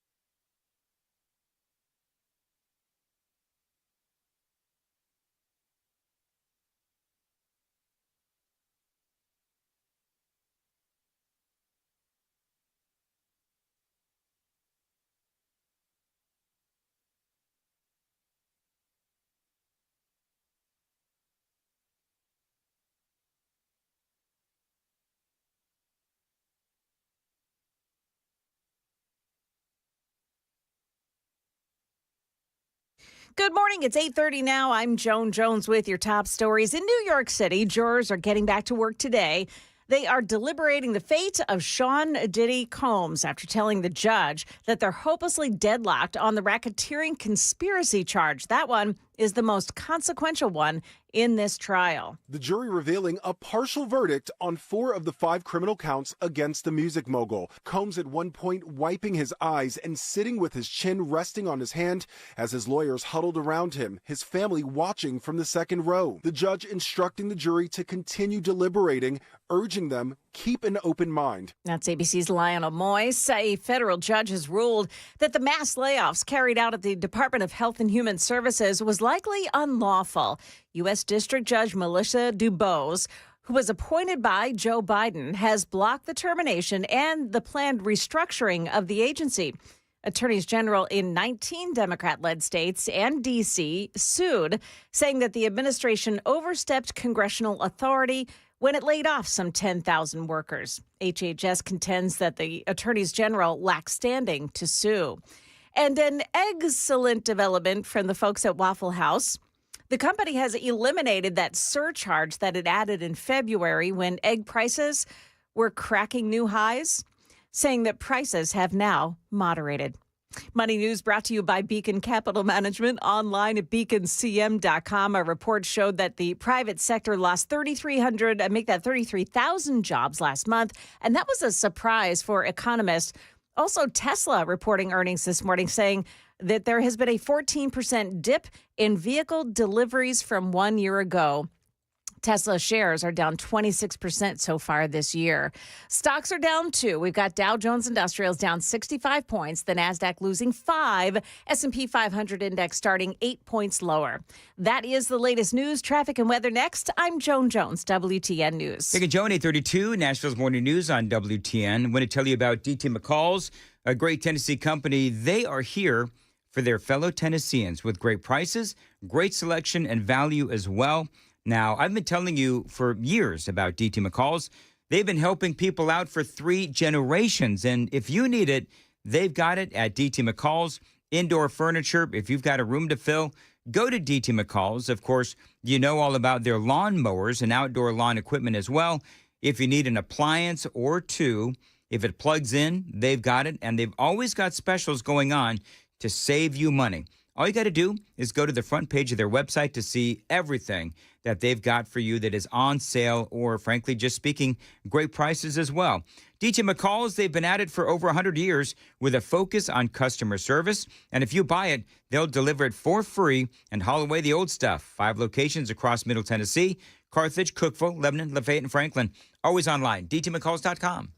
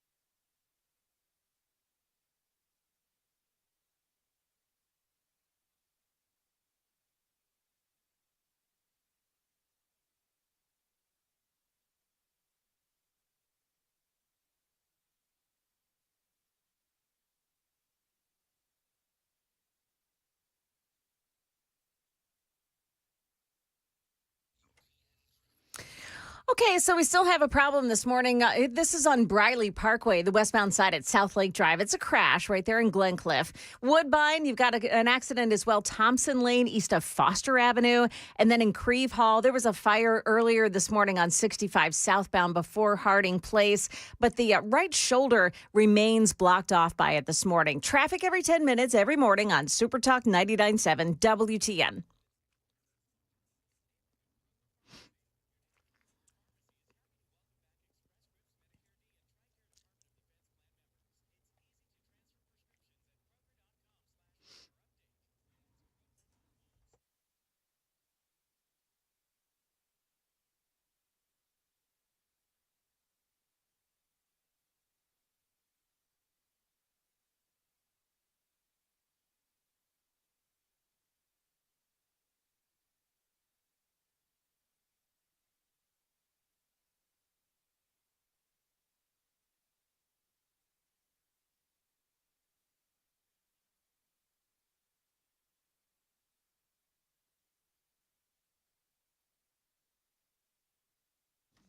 .836 Nashville's Morning News on Super Talk 99.7 WTN. And you know, we are right on the cusp of the holiday weekend, on the 4th of July weekend. And we all want to know how our fireworks are going to appear in the sky. So we brought along Stefano DiPietro from Channel 4 to let us know what we can expect weather-wise. Hiya, Stefano. How you doing today? I'm fantastic. How are you? You know why we always invite you on? Why's that? Because you reign supreme in weather reports. How long have you had that one ready? I have been holding on to that one all morning, Stefano. See, well, I love it. Thank you. Thank you, because, you know, sometimes it's the delivery, Dan. So what a shot there. So, Stefano, just so you know, I don't know if you know this, but we've been playing around with whether or not to hit you with a weather pun this morning. And so I made it Joan's job to find the weather pun and throw it down. And we actually did this whole thing where we were like, okay, don't hit a rim shot, don't hit crickets. we want to know if Stefano is actually going to guffaw at her weather pun. And you did that. Congratulations, Stefano. That actually sounded genuine, that you thought that she was funny. That's really cool. I love a good weather pun. I don't know how I wouldn't be able to. All right, very good. All right, now, the official July 4th forecast, I've got a lot of questions. So, number one, what is the visibility going to look like on the 4th of July, right around fireworks time, which I should also ask, what time is sunset? So, fireworks time, it looks great. I mean, we could not ask for better weather in Nashville. Sunset should be around 8 o'clock, maybe just after that. Mm-hmm. And it looks clear. It looks really nice. There might be just a couple of clouds in there. It's not going to be terribly humid, too, like it's been the last couple of nights. You know how just terrible it is to sit outside when that sticky, steamy air. It's not really going to be like that, and temperatures should start to fall back into the 80s. So, I mean, you can't really complain. There's not a weather problem we have to worry about for 4th of July night. And if we're going out to watch fireworks, and maybe if you're going to downtown or what have you, how hot is it going to be, like 6, 7, 8, 9, 10 o'clock? Should people wear a sweater? We know you like to tell people how to dress. So how should people dress for the 4th of July? It's what I do every morning, is so people can just take one more thing off their plate to start off their day. That's but right. I think no sweatshirt whatsoever. I mean, by 10 o'clock, it's only just going to fall near 80. So it should be by 6 o'clock still near 90, and then through the fireworks show just slowly fall its way back through the 80s. So it's going to be warm, but I think it'll be very comfortable. That sounds very pleasant. Stefano, listen, after all the weekends we've had with rain, it's good to finally know that this weekend is the one that we don't have to worry about it. So we have had this stretch of this wet weather, and it's been wonderful for the garden. But I just looked at the app last night, at the weather app last night, and it says that we are just going to enter this stretch of no rain at all. Are you seeing that too? Is that what our forecast looks like for the next week and a half? Oh, yeah. I mean, it looks great. We may end up tossing in an isolated shower into the mix here. And, sometimes that just happens with regular daytime heating, with any just kind of summer day that we end up getting. But I really don't see anything organized coming through that says, hey, we're going to get, some crazy showers and thunderstorms and your days are going to get washed out. I think we're going through a little bit of a dry cycle now. By the time we get to the second half of next week and maybe into the following week, it'll start to get a little bit wet again. But for the next 7 days, I don't see much more than maybe something very isolated late Sunday or into Monday and Tuesday. Now, Stefano, we are a 100,000 watt FM radio blowtorch. So basically, if you're in Tennessee, you can hear us. So what about dryness? Do people have to worry about if they're lighting off their own fireworks on their property? Has there been enough rain to ward off possible fires if you're lighting off your own fireworks? You know what? That's a great question. I think that we're in the clear for that. I don't think that it's much of an issue because the ground is so saturated. There really hasn't been, despite the heat, we've had enough showers and thunderstorms, and it's not going to be terribly hot enough over the next couple of days to really dry things out. So I don't think it's necessary. As we probably get closer to Friday, Saturday, Sunday, because, people fire these things off all weekend long, we'll keep an eye on that. I really don't see it being a problem. Of course, you still want to make sure that when you're shooting off fireworks, you're doing it on, not directly from the grass. If you can lay down a piece of plywood or just something for a flat level surface, that's always better. But I don't really think it's a concern for us. I don't think anywhere through the state of Tennessee is even in a drought or close to it. All right, so let me ask you, Stefano Di Pietro, what are you guys doing in your home for the 4th of July? So 4th of July, I'll be here at the station until about 1 o'clock in the afternoon, and then I'll do the morning and midday shows, and then we will go sit by a pool, bring some drinks, and then probably go see the fireworks, but where my the company that my wife operates, they have a lot of buildings that are near downtown, so normally what we do instead of going downtown is we go to their rooftop balconies and watch from there. Nice. Oh, that's cool. Wow, that's pretty and cool. That's nice because we avoid all the downtown traffic, which is it's wonderful. So you'll be giving us the address after the show, and then we'll see you there. We'll see you there. Yes, I will send you the secret text message.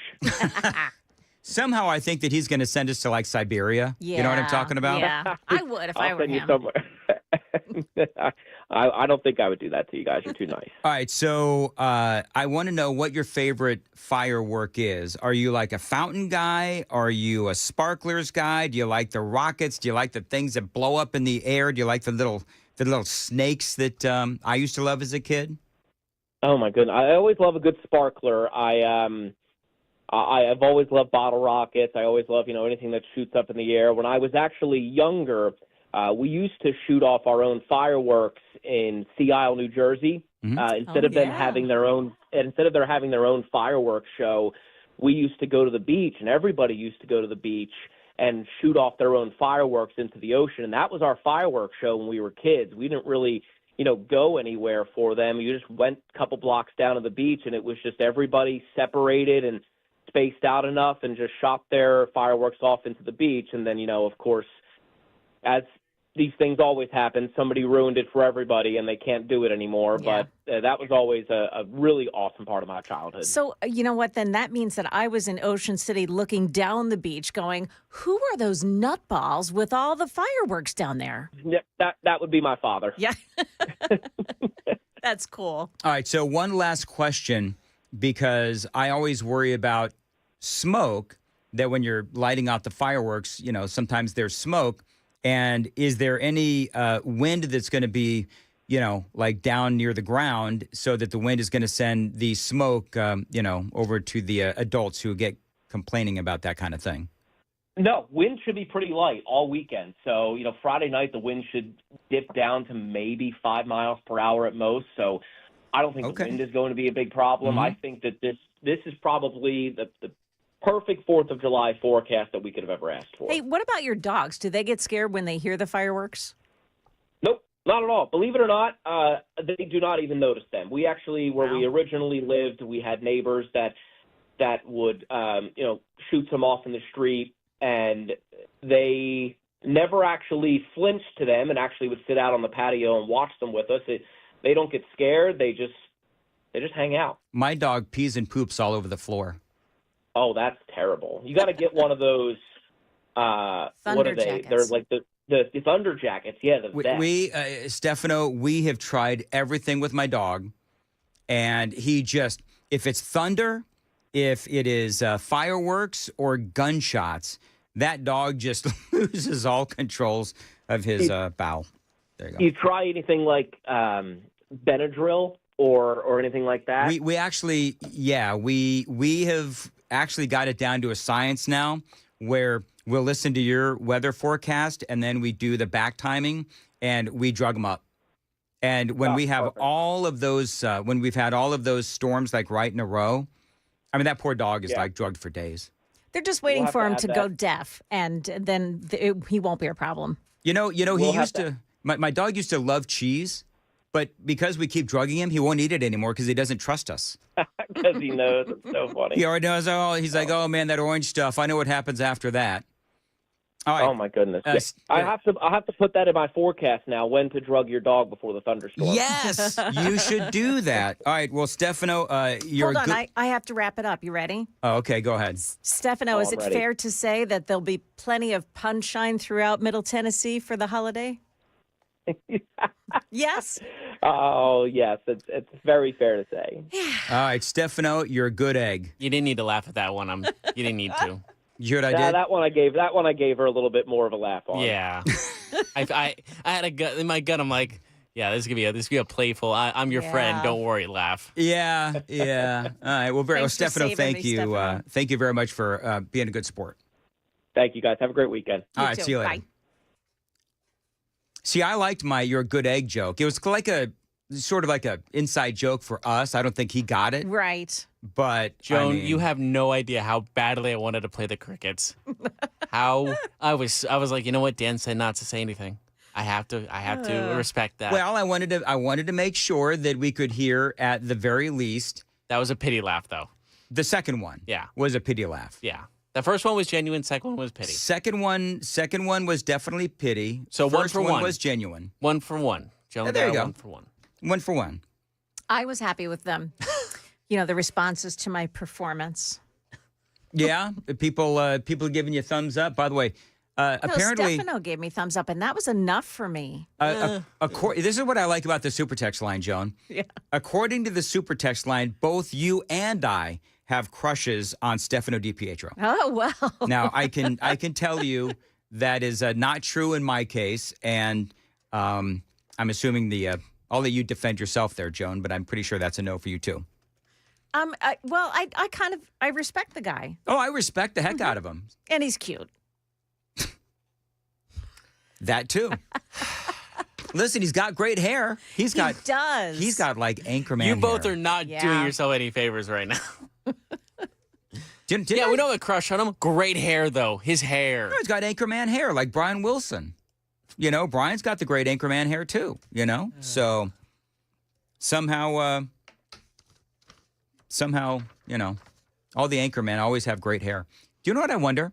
What do you wonder? I wonder, well, you used to work no, you never worked in television, did you, Joan? Nope. So what comes first, like the hair or becoming an Anchorman? And then they just automatically have great hair? Because I don't know if I've ever seen an Anchorman that is bald like me. Well, I don't know if I've ever seen that. I think they actually, if they start to lose their hair, Mm-hmm. I mean, somebody can correct me on this if they want, but I think that they, do the extraordinary measures to make sure that their hair stays.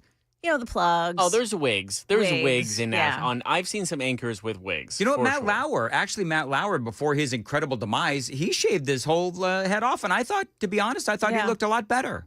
Yeah. So, all right, well, that's all I got. Okay. 8:50, Nashville's Morning News on Super Talk 99.7. Let's see, 1978 says, good job, Joan. He is cute, though. He is. Right? Okay. Nice blue eyes. Okay. He's cute. Well, is there ever anybody that's... Okay, can I ask this question? Yeah. Is there ever anybody ugly on TV? There's a couple. See, I let my feelings get in the way. So when I see somebody, even if they're good looking, but they're stupid. Wait, Joy Reid is not attractive in the slightest. Okay. Bingo. There was no track. Like, her head shape was weird. I'm talking about, yes, but I'm talking about news anchors and stuff. Well, what was she not an anchor? I guess she was. No, she's a talk show host and a bad one at that. Yeah. Anyway, Brian Johnson is ACDC. Brian Johnson is ACDC. Yeah. Brian Wilson from WTN is coming up next at 9 o'clock here on Super Talk 99.7 WTN. And Joan Jones has the news, and she's coming up at 9 here on WTN. Joan, what do we got coming up?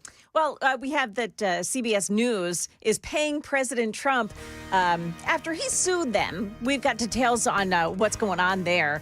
Also, we will take a look at the stock market. Things have been gone a little bit wrong this morning at the start. We'll see if things have gotten better since the opening bell a couple of minutes ago. That's coming up here at 9 o'clock on Super Talk 99.7 WTN.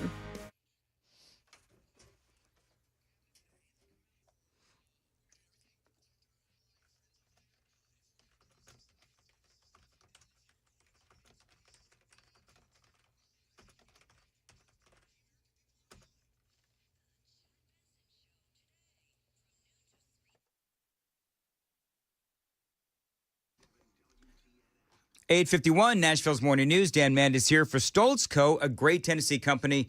They continue to grow and expand. You know, they build pole barns. They actually build amazing pole barns. And these pole barns, they can serve as a garage, an event space, an equestrian building. You can even build a home. They're called barn dominiums. And yeah, you can. You can live in these.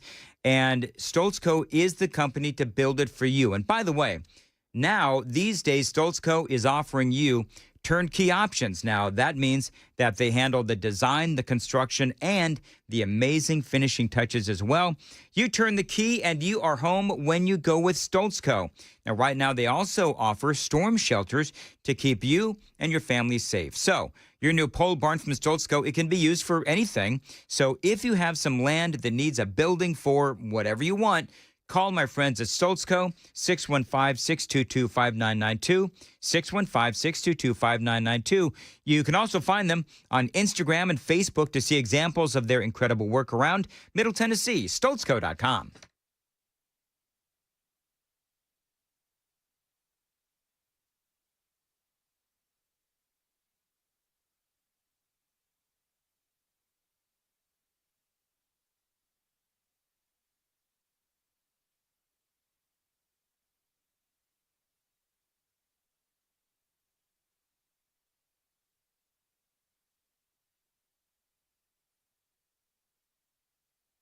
Jesus came to earth the first time to save the world. The next time he comes will be to condemn the world and those who have refused to accept him as their Lord and Savior.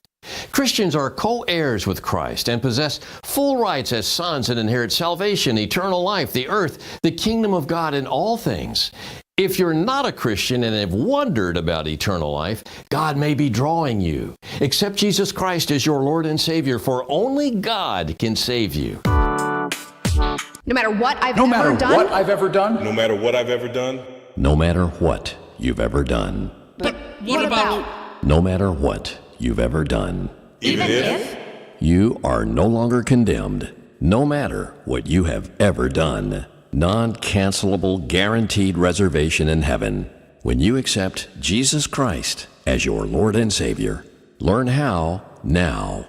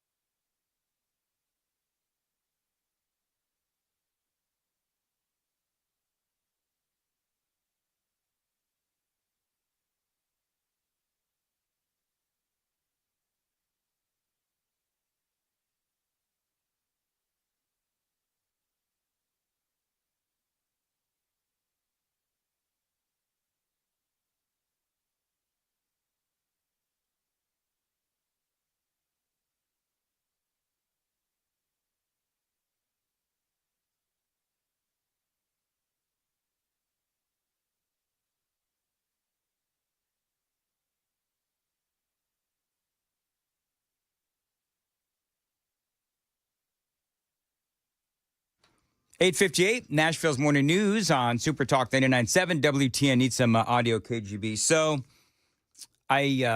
just a programming note, I will be live on Red Eye Radio tonight, midnight to 5, or call it Friday morning, whatever you want, midnight to 5. So we are on tape Thursday and Friday. That would be today and tomorrow, right? Yeah, today and tomorrow. Hey, listen, when I work the overnight shift as well, I get all messed up on the days. So, you must, man. Yes, indeed. But that's all right. So, Joan, have a great 4th of July. KGB, have a great 4th of July as well. Do you think that Stefano DiPietro, do you think he'll actually give us the address of where he's going to be tonight? I don't think 4th so. Of July? No? I think he blocked our number. Yeah. Probably at this point. You know, I think the theme to today's show would probably be... Make it stop! And with that, we're back.